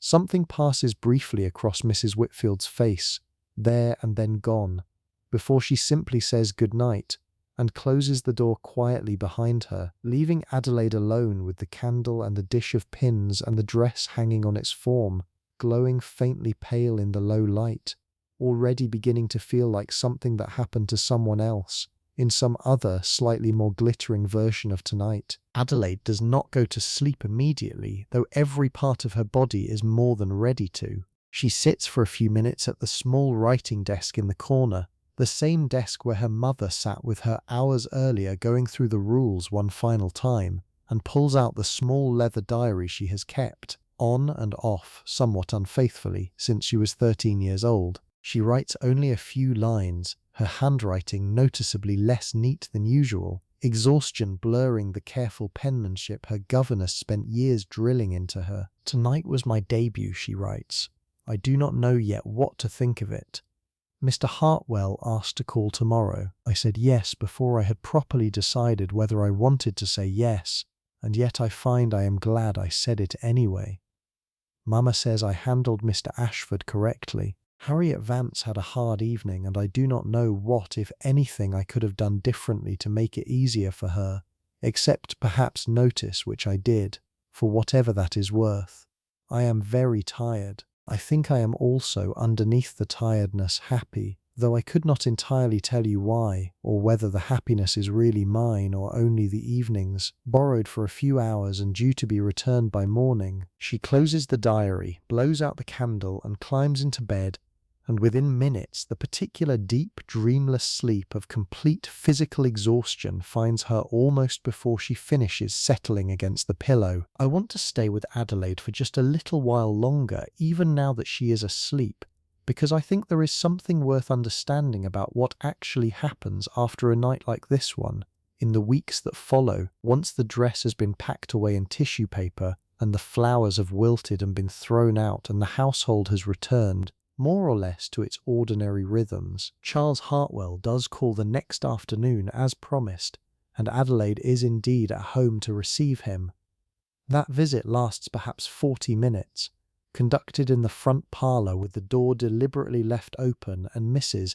Whitfield finding repeated small reasons to pass through the hallway during exactly those 40 minutes, a supervision so thinly disguised that both Adelaide and Charles privately, separately, find it a little funny without ever quite saying so to each other. He calls again 4 days later, and then again the following week.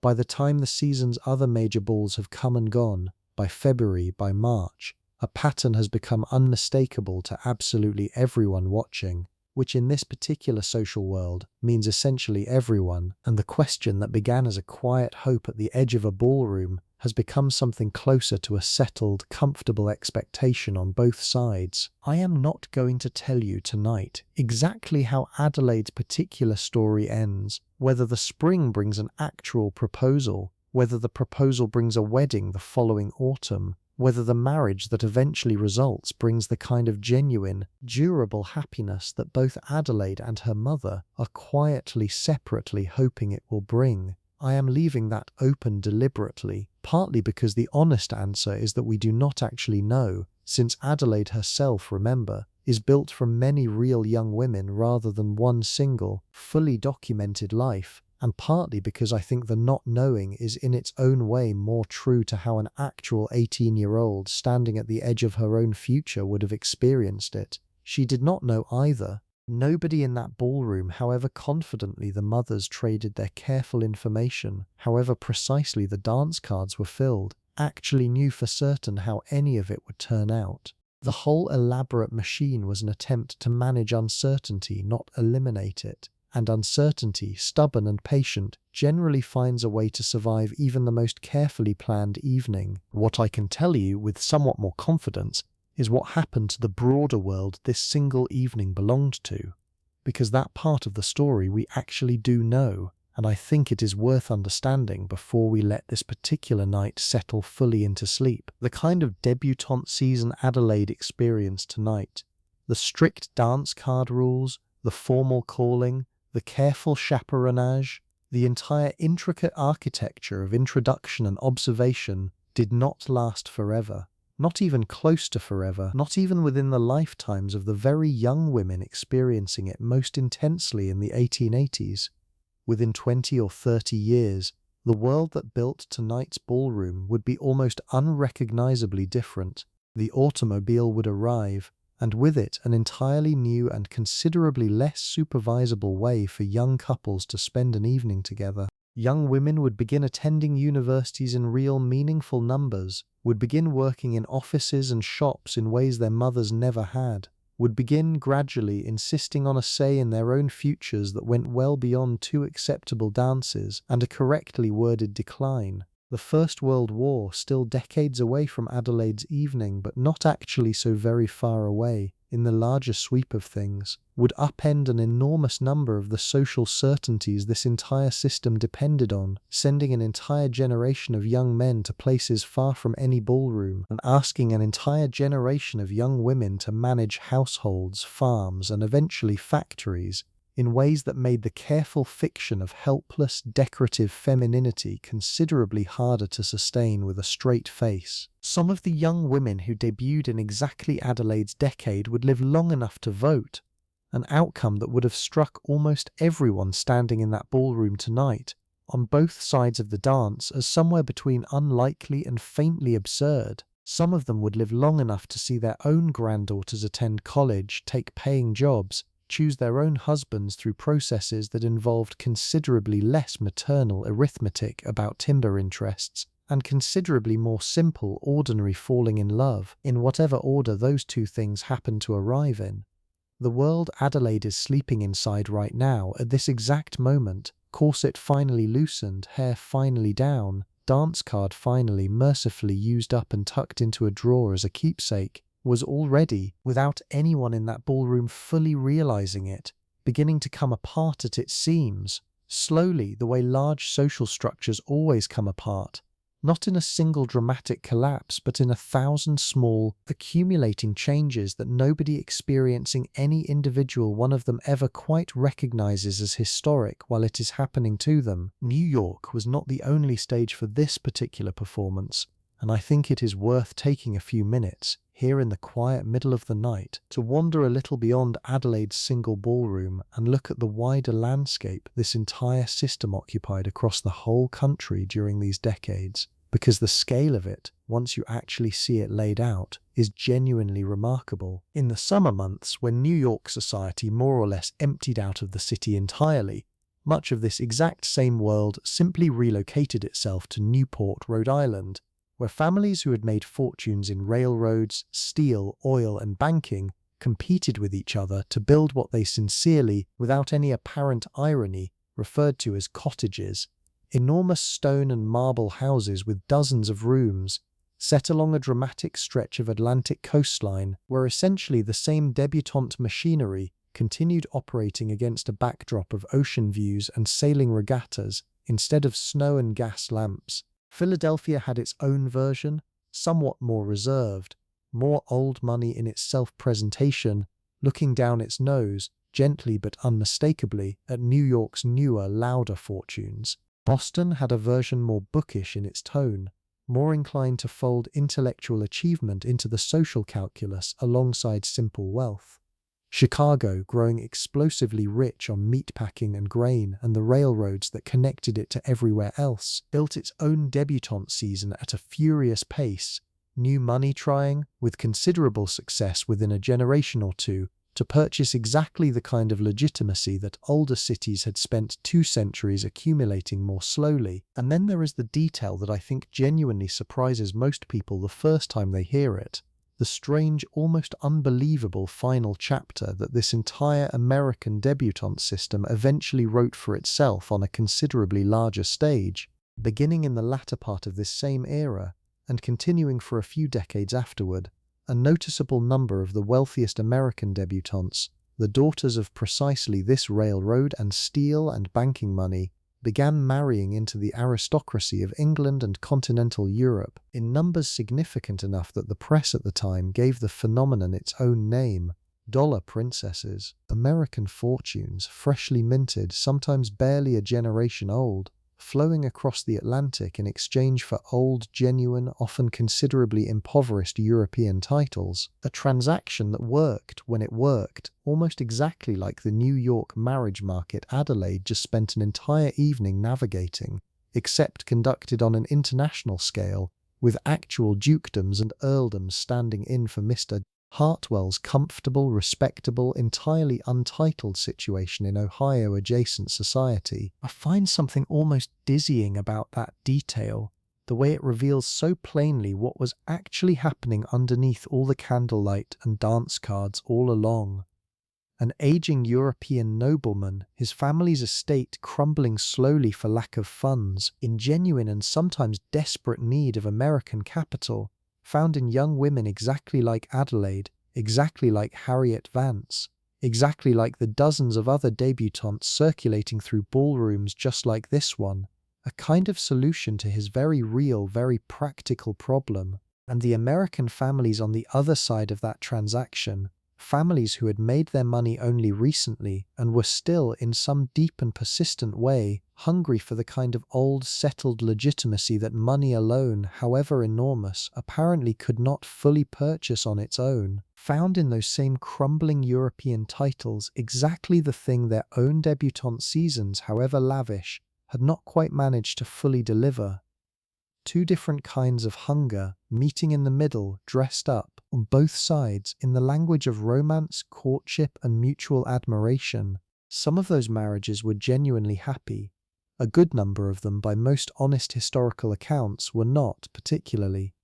Money does not actually purchase compatibility, whatever else it manages to purchase, and a fair number of these transatlantic unions ended eventually in separation, scandal, or simply decades of quiet, well-mannered unhappiness conducted across enormous, drafty, beautiful houses on the wrong side of an ocean from everything and everyone the bride had originally known. I do not believe Adelaide's own evening was heading in that particular direction, not with Charles Hartwell and his pleasant, untitled situation in Ohio adjacent society. But it is worth knowing, I think, just how far this same basic logic, the dance card logic, the careful maternal arithmetic logic, the receiving line logic, could actually extend once you followed it all the way out to its most extreme and most internationally consequential conclusions.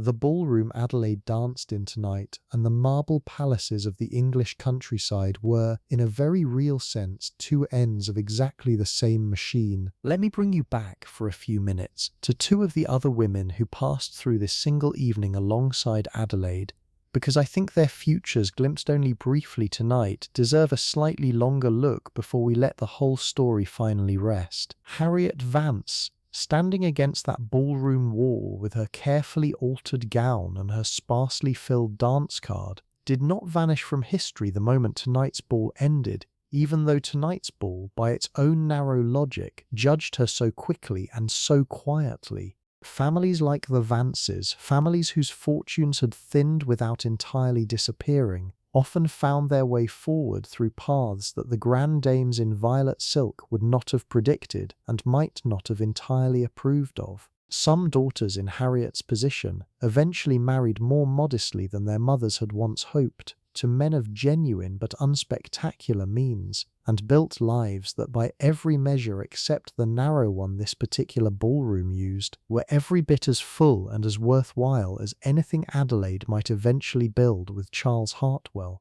Others, and this number would grow steadily larger with each passing decade as the century turned, simply did not marry at all, by choice as often as by circumstance, and found their way instead into the small but genuinely expanding world of work newly available to women of their education and background, teaching. Eventually, as the 1890s gave way to the new century, secretarial and clerical work in the growing offices of growing cities, a smaller number but a real and increasing number, into the new women's colleges, into medicine, into the early stirrings of professional careers that would have been almost unthinkable to suggest out loud in this particular ballroom on this particular December night. I do not know, and cannot honestly tell you, which of these paths the real young women who inspired Harriet Vance's character actually walked. But I find something genuinely hopeful in simply knowing that the paths existed at all, waiting just a few years further down the timeline from where tonight's story sits,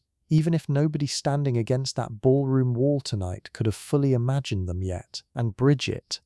I think about Bridget rather a lot, actually, more than the historical record generally allows, because the historical record, as we have already noticed more than once tonight, was never particularly interested in keeping track of her. Ladies' maids of this era, the genuinely skilled ones, the ones who could build a hairstyle like the one Bridget built tonight, who could lace a corset to exactly the correct narrow point between fashion and breathing, possessed a real and marketable expertise, even if almost nobody in this period would have used the word expertise to describe it. Some women in Bridget's position eventually leveraged that exact skill into something resembling independence, opening small dressmaking or millinery businesses of their own once they had saved enough and built enough of a client list, through word of mouth among the very households they once served. Others stayed in service their whole working lives, married eventually perhaps to a coachman or a tradesman, and raised their own children in circumstances considerably more modest than the silk and pearls they spent their days helping to arrange on other women's bodies. The work itself, skilled, exhausting, entirely necessary, and almost entirely unrecorded, simply continued, generation after generation, largely unchanged in its essential demands, even as everything around it, fashion, technology, the cut of a sleeve, the height of a heel, kept shifting and modernizing on the surface. There is no tidy lesson I want to hand you here, no neat moral that wraps both of these women's futures into a single satisfying conclusion. Harriet Vance's story and Bridget's story do not resolve the same way, and they should not resolve the same way, because the actual conditions of their lives were genuinely different in ways that mattered enormously and that no amount of shared womanhood fully erased. I think the honest thing to say is simply this: both of them kept living, past the edges of this one particular evening, in directions neither the ballroom nor the history books were especially prepared to follow closely. That, in its own quiet way, is also part of what this whole glittering, complicated season was actually built on top of. It is nearly 4 in the morning now, in the city outside Adelaide's window, and I want to spend just a few minutes with you here, in this particular hour, because there is something about 4 in the morning in a large city that feels almost outside of time altogether, suspended between one day's ending and the next one's eventual, still distant beginning. The snow has continued falling steadily for the past several hours, and by now it has covered nearly everything, softening the hard edges of the city into something quieter and more forgiving than it manages to look in daylight. On Adelaide's own street, in this particular wealthy quarter of the city, the snow lies thick and undisturbed across front steps that will be swept clean by a housemaid within the next few hours, before the family upstairs has even fully woken. The gas lamps still burn at their regular intervals, though their light now seems softer somehow, diffused through the falling snow into something closer to a glow than a true light, and beneath each one the snow has gathered into small, perfect cones, untouched since the last person passed beneath them hours ago. A few miles south and east of here, in a part of the city Adelaide has never visited and likely never will, the same snow is falling onto an entirely different kind of street. Narrower, darker, lined with tenement buildings stacked 5 and 6 stories high, where families of 8 or 10 people share 2 or 3 small rooms, where the same December cold that required nothing more than an extra log on the Whitfield's fire tonight has required, in these buildings, considerably more difficult choices about coal, about blankets, about which child gets to sleep closest to whatever small warmth the room can manage to hold on to until morning. A woman in one of those rooms, perhaps not so very much older than Adelaide herself, is awake right now too, though for entirely different reasons, nursing an infant by the thin light of a single candle she cannot really afford to keep burning much longer, while her husband sleeps fitfully a few feet away, exhausted from a workday that began before dawn yesterday and will begin again, almost as early, in just a few more hours. I am not telling you this to make Adelaide's evening feel smaller or less real or somehow undeserved. Her joy tonight, her nervousness, her dance with Charles Hartwell under the candlelight, all of it was genuine, and genuine joy does not actually become less real simply because other forms of hardship exist somewhere else in the same city at the same hour. But I think a story that only ever shows you the ballroom, without ever once glancing toward the tenements 6 streets away, gives you a slightly false picture of the world it is actually describing, and I would rather give you the truer, fuller picture, even at 4 in the morning, even when you are mostly here to rest rather than to think hard about inequality. Both streets existed, both kinds of exhaustion existed, side by side, on the very same December night, under the very same gently falling snow, and I think there is something worth simply noticing in that, without needing to resolve it into a tidy lesson before we let it go. Further north, near the edge of the city where the streets begin to thin out into something closer to countryside, a different kind of household is also still awake at this hour, though for reasons that have nothing to do with balls or babies. A small dairy farm, one of the dwindling number still operating within reach of the city's growing edges, has its lamps lit in the barn, where a farmer and his eldest son are already up, an hour before actual dawn, beginning the long repetitive work of milking that does not pause for snow for season, for any of the social calendar governing Adelaide's world a few miles to the south. The cows shift and breathe in the dark, warm bodies in a cold barn, and the rhythmic practiced sound of milk hitting the pail fills the silence the way the orchestra filled Adelaide's ballroom hours earlier. A completely different music, serving a completely different and equally essential purpose. This is the actual shape of a single December night in this particular era, in this particular city. If you could somehow see all of it at once, all the separate simultaneous lives running alongside each other, mostly invisible to one another, occasionally brushing past in a glimpse through a carriage window, in a newsboy's face under a lamp, in a maid's careful hands lacing a corset she will never wear herself. Tonight's story followed Adelaide, because Adelaide's story happened to be the one with the dress, the orchestra, the dance card. But it was never the only story happening. It was simply the one with the most candlelight. Adelaide's particular ball tonight was in truth only one evening within a much longer calendar, and I think it is worth understanding, even now, drifting as we are toward the very end of this story, just how relentless that fuller calendar actually was for a young woman in her position. The season proper ran, broadly speaking, from shortly after Thanksgiving until the beginning of Lent in early spring, a stretch of roughly 10 or 12 weeks during which a debutante like Adelaide might reasonably expect to attend 2 or 3 substantial balls, similar to tonight's, along with a much larger number of smaller dinners, afternoon teas, theatre evenings and opera nights, each one carrying its own particular etiquette, its own particular opportunities for careful observation, its own particular risk of a misstep being noticed and discussed.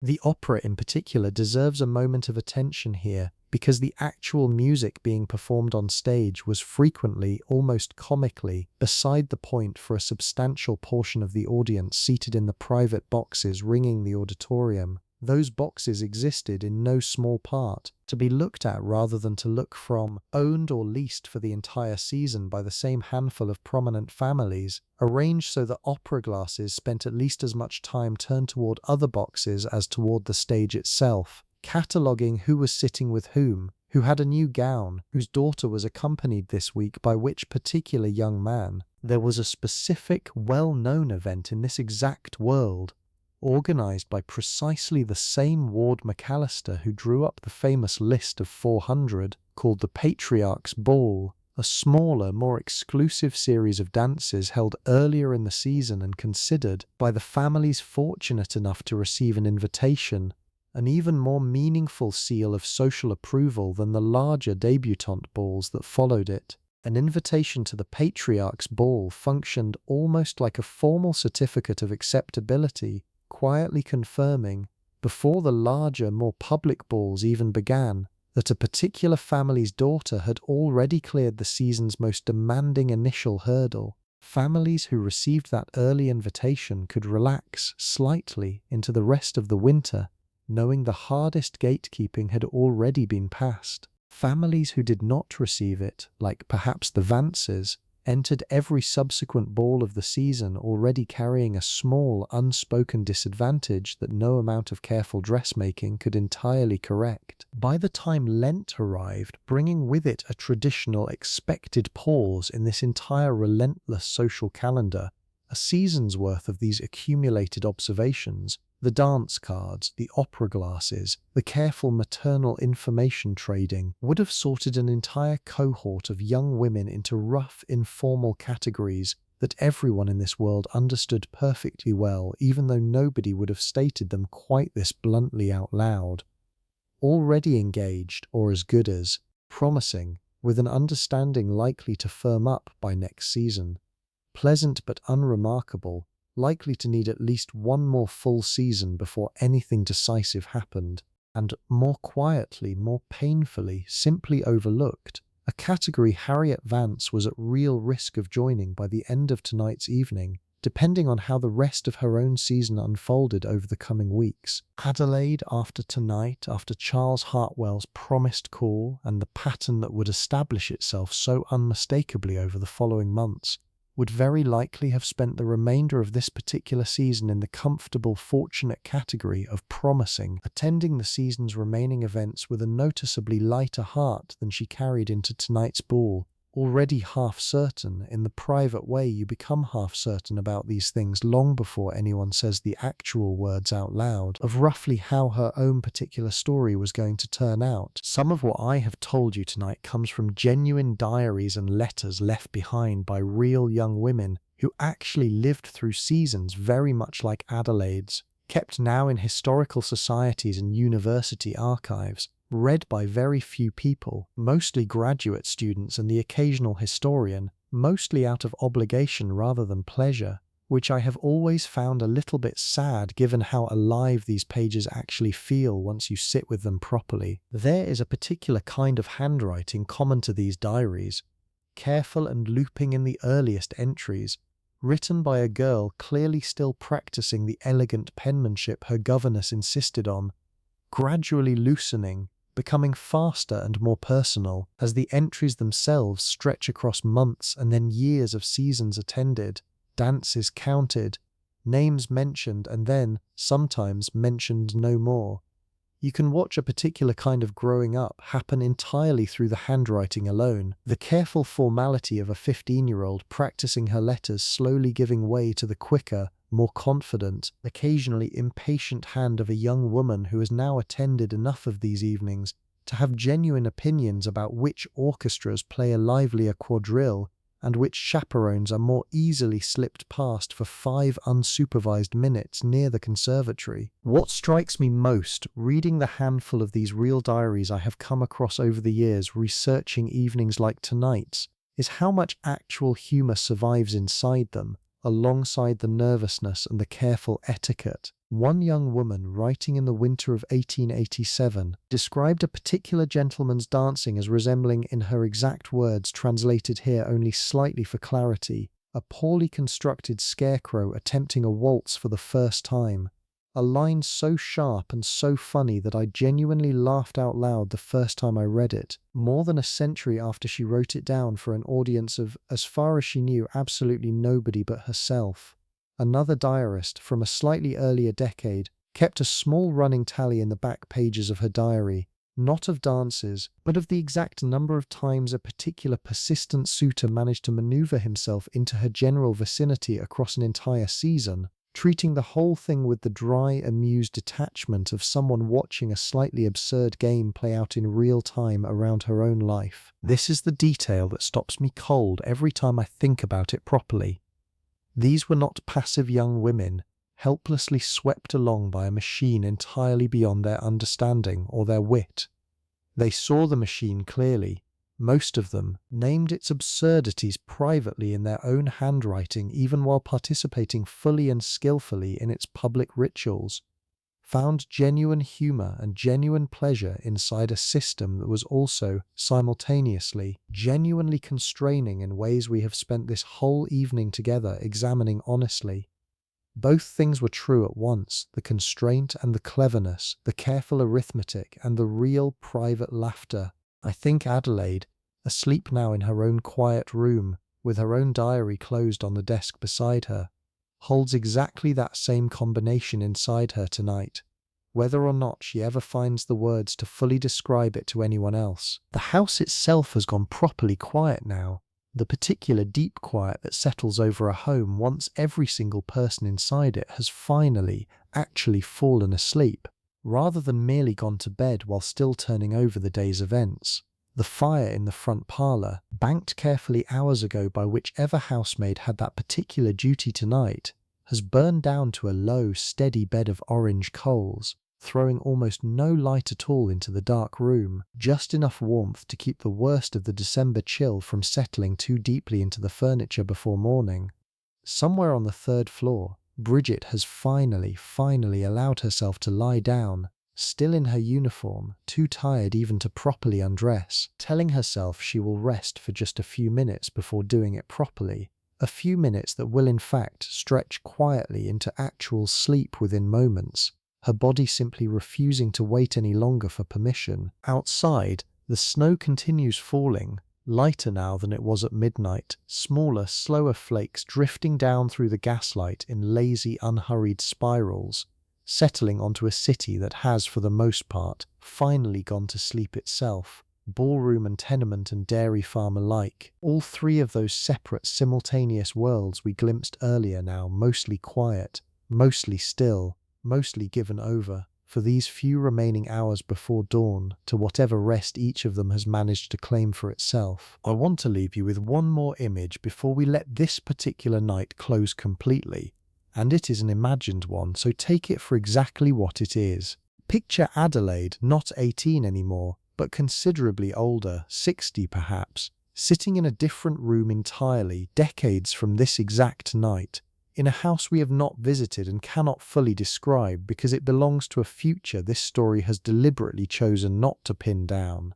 Picture her finding, in the back of some old drawer, a small faded dance card on a frayed silk ribbon, the ink almost gone now, the names barely legible.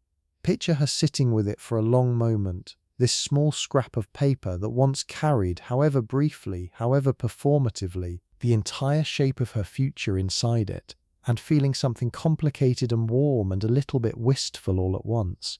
The particular feeling of holding a piece of your own much younger self in your hands and recognizing her fully, completely, while also understanding, with the clarity only decades can actually provide, just how much that younger self did not yet know, could not yet know, standing at the edge of a ballroom in a dress that cost more than her own maid would earn in 2 years, certain of almost nothing except the strange, persistent feeling, underneath all that careful arithmetic, that something genuinely good might be beginning. We do not get to know, you and I, whether that older Adelaide is remembering a long, happy marriage to Charles Hartwell, or remembering him fondly as simply the first name on a list that eventually led somewhere else entirely. The story does not owe us that resolution, and I think honestly it is more truthful without it. What we do know, what we have actually spent this whole evening together watching unfold in careful, patient detail, is the single night itself, complete in its own right,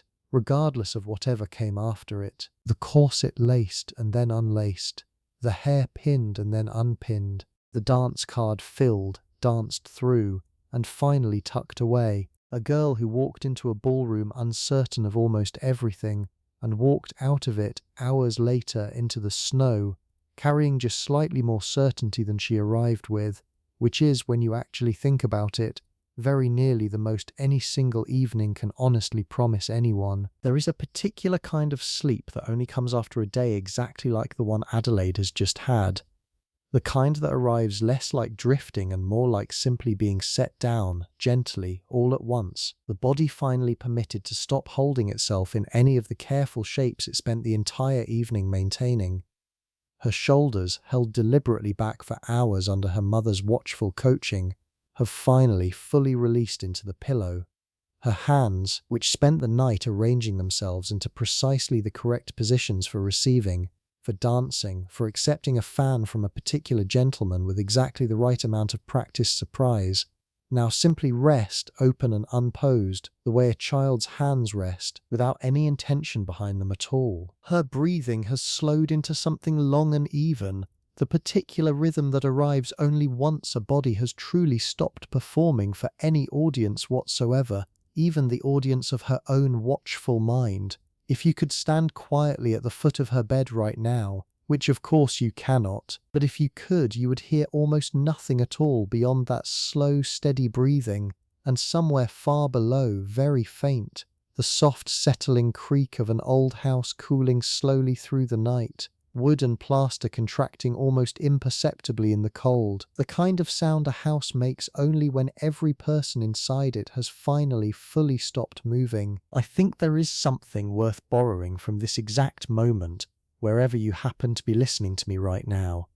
Whatever your own day held, whatever arithmetic, social or otherwise, you found yourself quietly performing today, whatever careful shape you held your own shoulders in, without quite noticing you were doing it. You get to set all of that down now too, the same way Adelaide just did, the same way Bridget did a little earlier, 2 floors above her, still in her uniform, too tired to manage the last few buttons before sleep, simply arrived and took the decision out of her hands entirely. Your hands can unclench.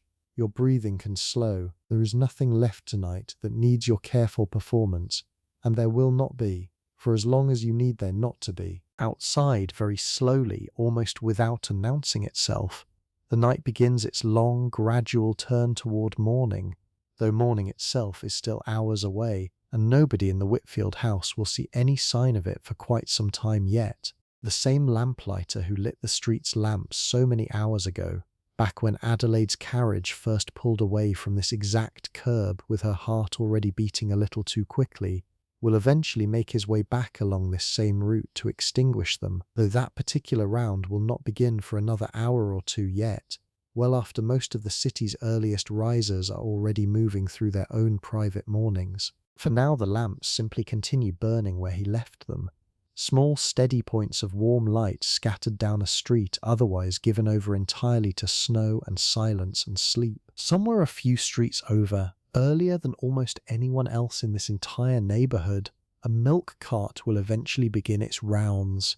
The soft clink of glass bottles against a wooden crate, a horse's patient, unhurried pace through streets still mostly empty, leaving bottles on doorsteps that will not be collected by any of the households on this particular street for several more hours, since the kind of family that hosted tonight's ball does not generally rise before the people who serve them have already been awake and working for some time. That particular rhythm, the rhythm of who wakes first and who wakes last, has not changed at all since this story began this afternoon, and will not change tomorrow either. Snow or no snow, ball or no ball, it is simply how this particular world keeps its own time. None of this touches Adelaide at all, not yet, not for hours.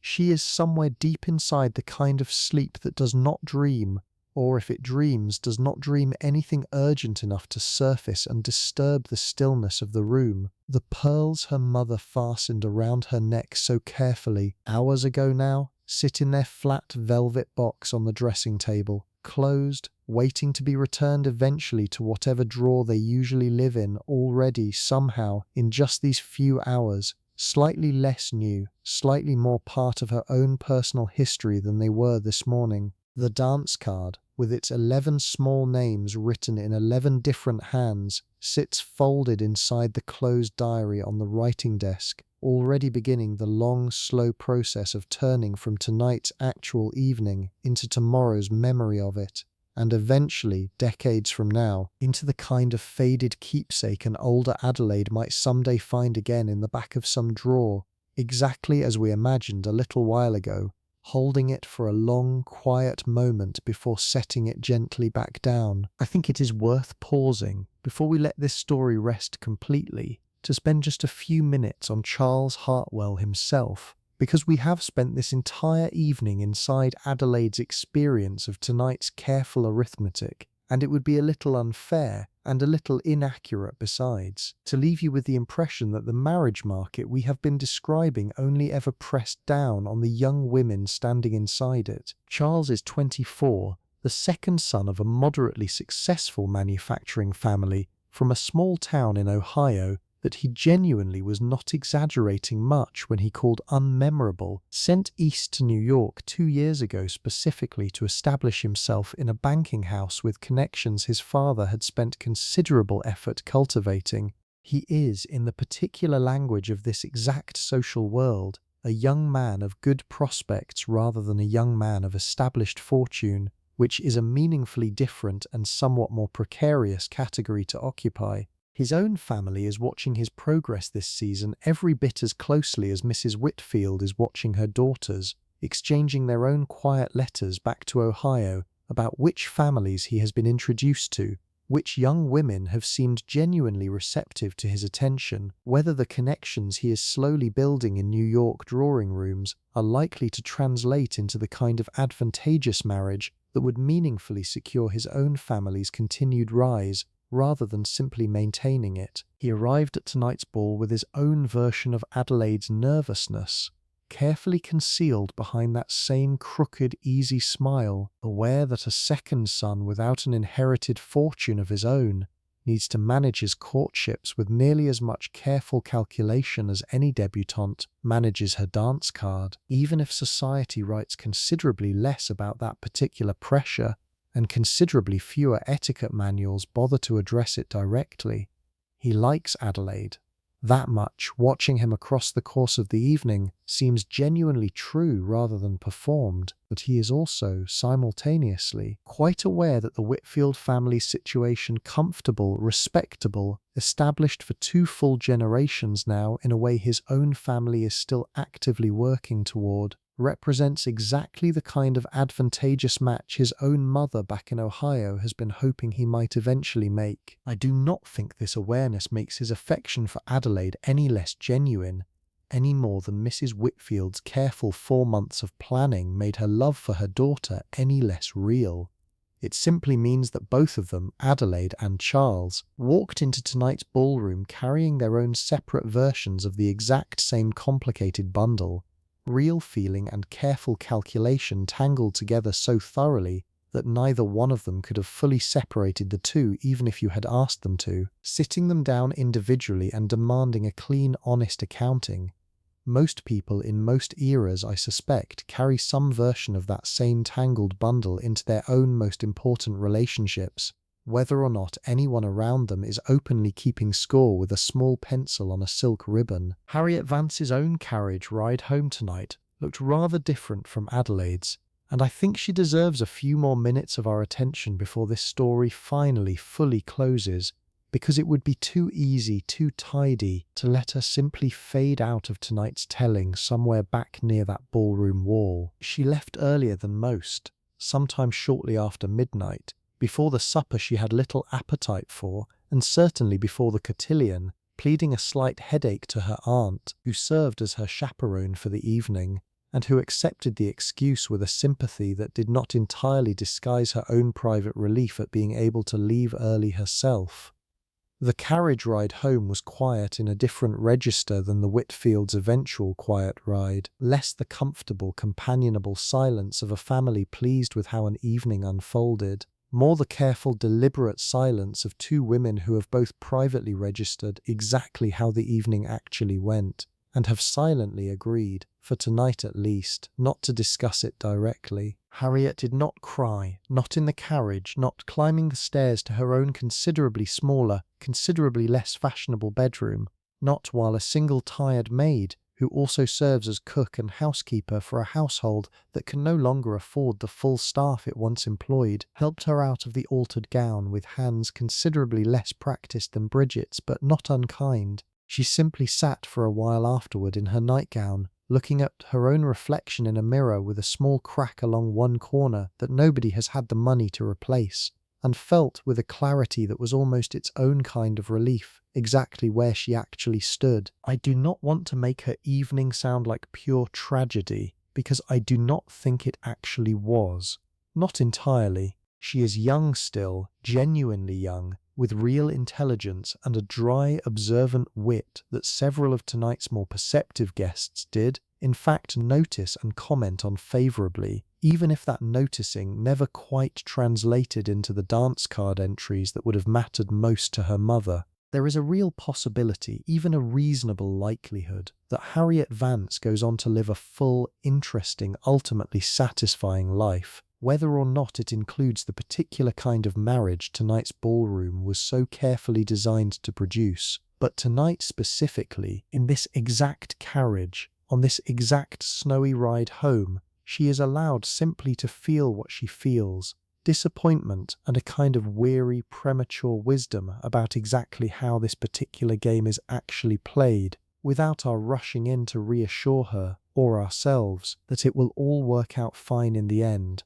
Sometimes it does, sometimes it does not, quite, or not in the way anyone originally hoped. Both possibilities deserve to be held honestly, even at 4 a.m, even in a story that is mostly here to help you sleep. I find myself thinking in these last quiet minutes of the story about how this whole particular system, the dance cards and the chaperones and the careful information traded over lemonade, actually compares to what came before it, because I think the comparison says something true about how slowly, and how unevenly these things actually change across history. Go back a few centuries earlier, into the medieval and early modern Europe that produced so many of the great houses and great fortunes this American Gilded Age was, in its own way, busily imitating, and you find marriages among the wealthy arranged with a directness that makes Adelaide's evening look almost shockingly gentle by comparison.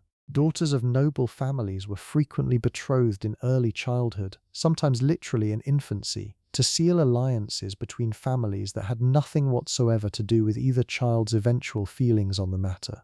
Feelings nobody especially expected to be consulted in the first place. Affection, if it arrived at all, arrived after the contract was already signed, a fortunate bonus rather than any kind of prerequisite. The language of love and choice that surrounds Adelaide's entire evening, the genuine hope that she might actually like the man her family is steering her toward, the real effort everyone in this story makes to dress the whole arrangement in the clothing of romance rather than simple contract, represents something that would have seemed almost bewilderingly soft, almost suspiciously sentimental, to a noble family arranging a marriage 400 years earlier. And yet, looked at from the other direction, from where we actually sit tonight, listening to this story unfold from a world with its own entirely different set of assumptions about love and choice and consent, Adelaide's evening still looks remarkably constrained, still organized overwhelmingly around financial and social calculation, dressed up, carefully, deliberately, in the language of feeling. We are, in other words, standing at a kind of midpoint in this story, not at either extreme. The medieval betrothal, on one side, openly transactional, making no real pretense otherwise. Whatever today's version of courtship looks like for you, listening to this in your own particular year, on the other side, with its own particular mix of genuine choice and its own less visible, less acknowledged pressures, economic and social and otherwise, and Adelaide tonight suspended somewhere in between those 2 points, in a system working very hard to feel like love, while still, underneath that careful effort, functioning quite efficiently as exactly what it was, an economic and social mechanism wearing silk and candlelight as its disguise. I do not think any of these 3 points on that long historical line gets to claim, with total honesty, that it has finally solved the underlying problem, the genuine difficulty of building a lifelong partnership inside a world that also simultaneously cares enormously about money, status, and family advantage. Every era simply finds its own particular balance between the contract and the feeling, dresses that balance in whatever language its own culture finds most comfortable, and calls the result, with whatever confidence it can manage, love. Let's go back one last time to the thing I asked you to hold on to at the very beginning of tonight's story, because I think we are finally in a position to actually sit with it properly, now that we have walked through the whole evening together rather than simply being told about it from a distance. Tonight was supposed to be the night Adelaide entered society as a woman in her own right. That is the phrase everyone in her world used repeatedly for months about this exact evening, her own right. And in a strange, genuinely complicated way, it was true.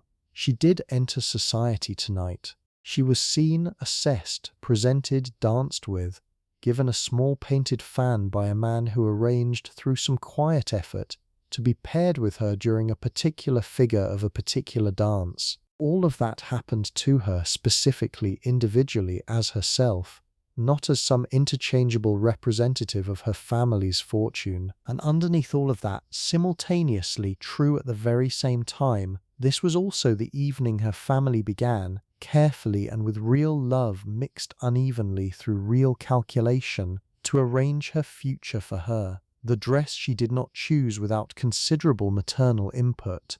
The young man whose name appeared in conversation with suspicious regularity for weeks before she ever properly considered the possibility herself. The dance card rules designed less to protect her feelings than to protect her family's careful social positioning. Both of these things were true on the very same night, in the very same ballroom, often within the very same hour, and I do not think Adelaide herself, lying asleep right now with her hair finally loose and her diary closed on the desk beside her, would necessarily describe the two things as being in conflict with each other at all. That is, I think, the actual answer to the question I asked you to hold at the start of tonight's story.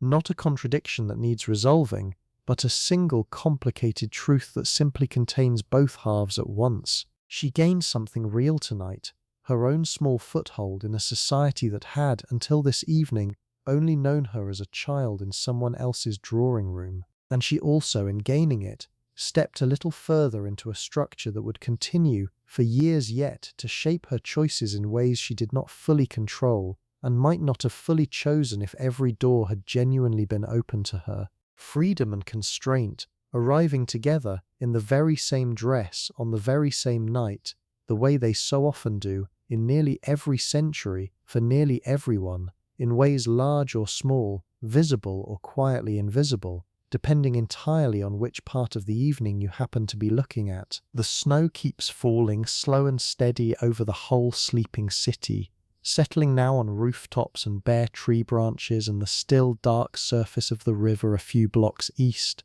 where a handful of barges sit moored for the night, their crews asleep below deck, rocking very gently on water that does not freeze even in this cold. Not yet, not for another few weeks. It settles on the roof of the house where tonight's ball was held, where servants are even now beginning the long, quiet work of clearing away the evening's debris, candle stubs and wilted flowers and the faint, lingering smell of several hundred people who have all finally gone home. It settles on the ballroom's tall windows, slowly, gently building a soft white line along the bottom edge of each pane, and inside the chandeliers, dark now, no longer carrying any candlelight at all, hang still and silent above a floor that in a few hours a tired but determined housemaid will sweep clean of the last scattered dance program left behind by some departed guest in too much of a hurry to notice it had fallen. It settles on the street outside Adelaide's own window, deepening the white cones beneath each lamp, smoothing every remaining trace of tonight's carriage wheels into something soft and anonymous, and entirely without history, as though the street itself has decided, gently, to let tonight simply become tomorrow, without keeping any visible record of how it happened. It settles, somewhere far to the south, on tenement rooftops crowded close together, on fire escapes nobody will use again until spring, on a narrow street where, in a few hours, that same exhausted young mother will finally get her infant settled and find, herself, a few precious hours of sleep before the day demands itself of her again. It settles on the dairy farm at the city's northern edge, on a barn roof, on a fence line, on the patient backs of cows already finished with their early milking and standing now, simply, quietly, chewing, waiting for whatever the day brings them next. Everywhere, all at once, across this entire sleeping city, the same gentle snow falls on every kind of roof, every kind of window, every kind of life, asking nothing of any of them, settling without judgment onto silk and onto burlap, onto marble steps and onto cracked wooden ones, the single most evenly distributed thing in this entire unevenly distributed world, for these few quiet hours anyway, before the sun eventually rises and the whole complicated business of difference and hierarchy and careful calculation begins again, the way it always does, the way it always has. The musicians themselves, the dozen or so men who filled that ballroom with waltzes and quadrilles for nearly 9 straight hours, had their own entirely separate experience of tonight's evening, one final thread worth pulling on before we let the whole story rest. They were professionals, hired for the night through an arrangement made weeks earlier by the hostess's household, paid a flat fee that, divided among all of them, amounted to considerably less per man than what Adelaide's single pair of gloves had cost. They arrived early, set up quietly in a service entrance most guests never noticed, and played with genuine skill and genuine professional pride, music intended almost entirely for other people's pleasure rather than their own, taking their own brief, practiced breaks in careful rotation so the room was never without sound for more than a few seconds at a time. The band leader, a patient, weathered man who has led ensembles through exactly this kind of evening more times than he could easily count, watches the room the way Mrs. Whitfield watches it, the way the women in violet silk near the receiving line watch it, though he is reading an entirely different set of signals. He watches energy, he watches which couples are flagging and need something brighter, which moments call for something slower to let the room breathe. He is, in his own quiet, unglamorous way, one of the evening's true authors, shaping its emotional rhythm in real time from a small platform near the wall that almost nobody in that glittering room will think to look toward even once. And he will go home tonight, like Bridget, like the musicians beside him, to a life built almost entirely apart from the silk and the candlelight he spent the whole night serving. There is also the matter of the invitations themselves, sent out nearly 6 weeks before tonight's ball, and I think they are worth a moment of attention too, because the etiquette surrounding them was every bit as exacting as anything governing the dance floor itself. Each invitation was engraved, never simply printed, the distinction mattering enormously to people who could immediately feel the slight, almost imperceptible ridge of true engraving under a fingertip, and would have considered anything less an embarrassing economy. The wording followed a fixed, traditional formula: the hostess's name first, then the occasion, then the date and hour, spelled out rather than numbered, on heavy cream cardstock that arrived inside its own smaller envelope, itself sealed inside a slightly larger one, a small redundancy whose only real purpose was to demonstrate through sheer unnecessary care exactly how seriously the whole production was being taken. A reply was expected within a matter of days, written by hand, following its own equally fixed formula, and a family that failed to respond promptly, or worse, failed to respond at all, risked a small but genuinely lasting social wound that no amount of later apology could fully heal. Adelaide's own mother spent the better part of one entire afternoon, weeks ago now, simply managing the household's outgoing replies to the dozen or so smaller invitations that had arrived in the lead-up to tonight, each one requiring its own correctly worded acceptance or its own carefully apologetic, equally formal decline. An entire hidden layer of unpaid clerical labour running quietly underneath the season's glittering surface that nobody at any ball ever thought to mention out loud. There is one more small object I never properly told you about, and I think it deserves at least a moment before we let the whole evening finally rest, because it is the kind of detail that seems almost absurdly minor until you understand exactly how much weight this particular world hung on it. The gloves. Adelaide wore long white kid leather gloves for essentially the entire evening, reaching well past her elbow, fastened with a row of small pearl buttons that took Bridget several careful minutes to close properly before they ever left the house. The rule governing those gloves was simple and almost entirely without exception. They came off only at supper, and only partially, the hand free just enough to manage a fork, and went back on immediately afterward for the remainder of the dancing. A young woman did not dance with bare hands. She did not shake hands bare in a receiving line. The leather itself, soft and pale, and slightly too warm by the third hour of wear, became, over the course of an evening like this one, less an accessory than a kind of permanent second skin, present in literally every single physical interaction the evening required of her.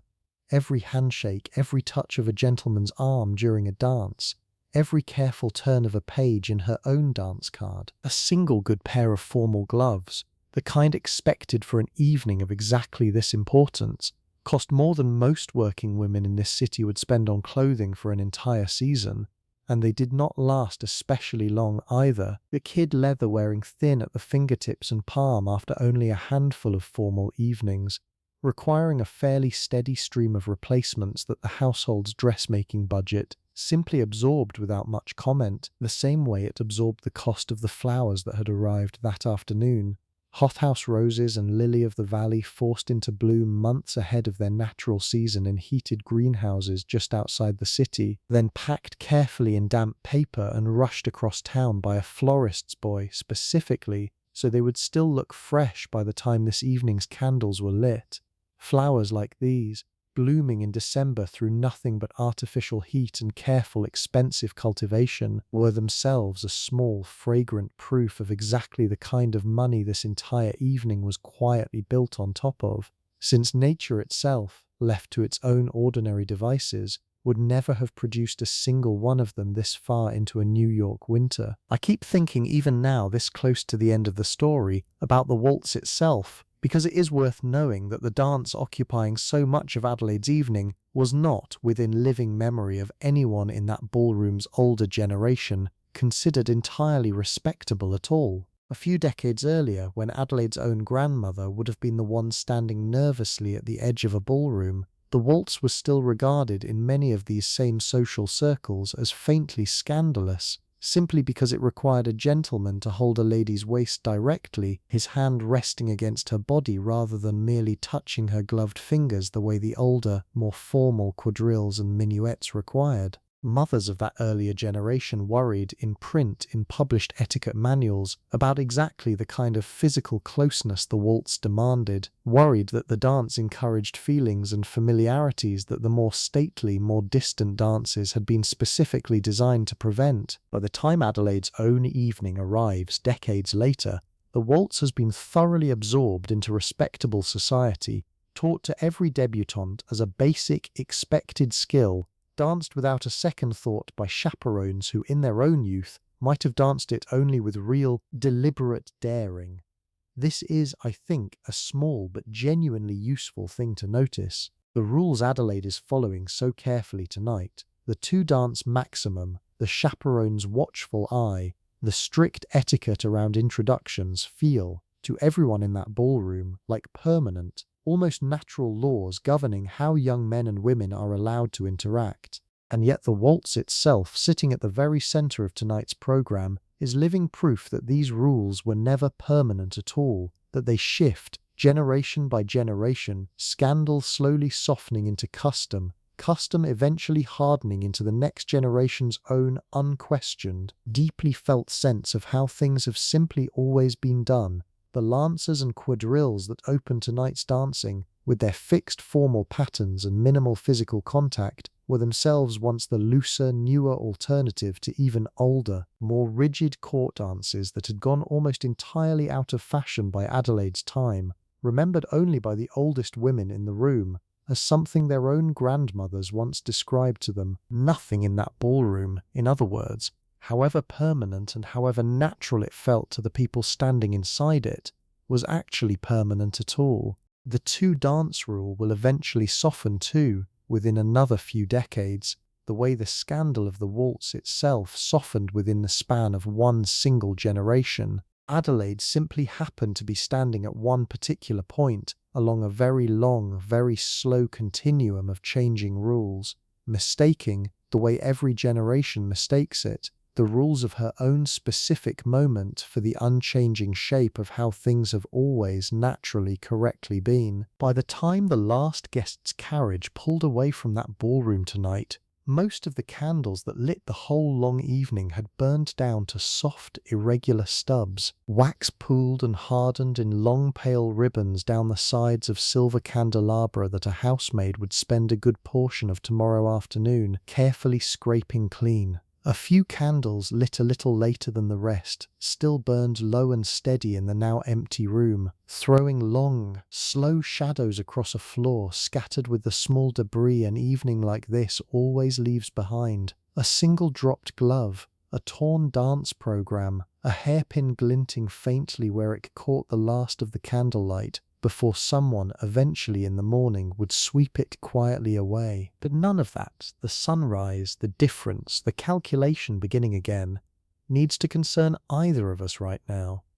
Adelaide gets her hours of rest, deep and complete and entirely earned, before any of it touches her again. Bridget gets hers too, brief as they will turn out to be once the household's early morning duties inevitably call her back. Harriet Vance gets hers, in her own smaller, quieter room, with her own small, real disappointment finally allowed to soften into actual sleep rather than continuing to sit, sharp and present, in her chest. And you, listening to all of this from wherever you actually are tonight, whatever year it happens to be for you, whatever room you are lying in, whatever has happened in your own day that asked you to hold yourself in some particular careful shape for hours longer than felt entirely comfortable, you get yours too. I think that is honestly the real reason I wanted to tell you this particular story tonight. More than the dance cards or the dollar princesses or the genuinely fascinating, genuinely strange economics of a single Gilded Age winter season, every era builds its own version of that ballroom, its own particular combination of real feeling and careful calculation, its own version of a corset laced a little too tight, its own version of a dance card that has to be filled correctly or else risk being noticed for the wrong reasons. You are very likely carrying some version of that same tangled bundle around with you right now, in whatever form your own particular century has chosen to dress it in. And every single night, regardless of how the day's careful arithmetic actually worked out, the exact same quiet mercy becomes available to you that became available to Adelaide a little while ago, lying in her own dark room with her hair finally loose and her breathing finally slow. The performance, whatever it was, however well or poorly it went today, gets to end.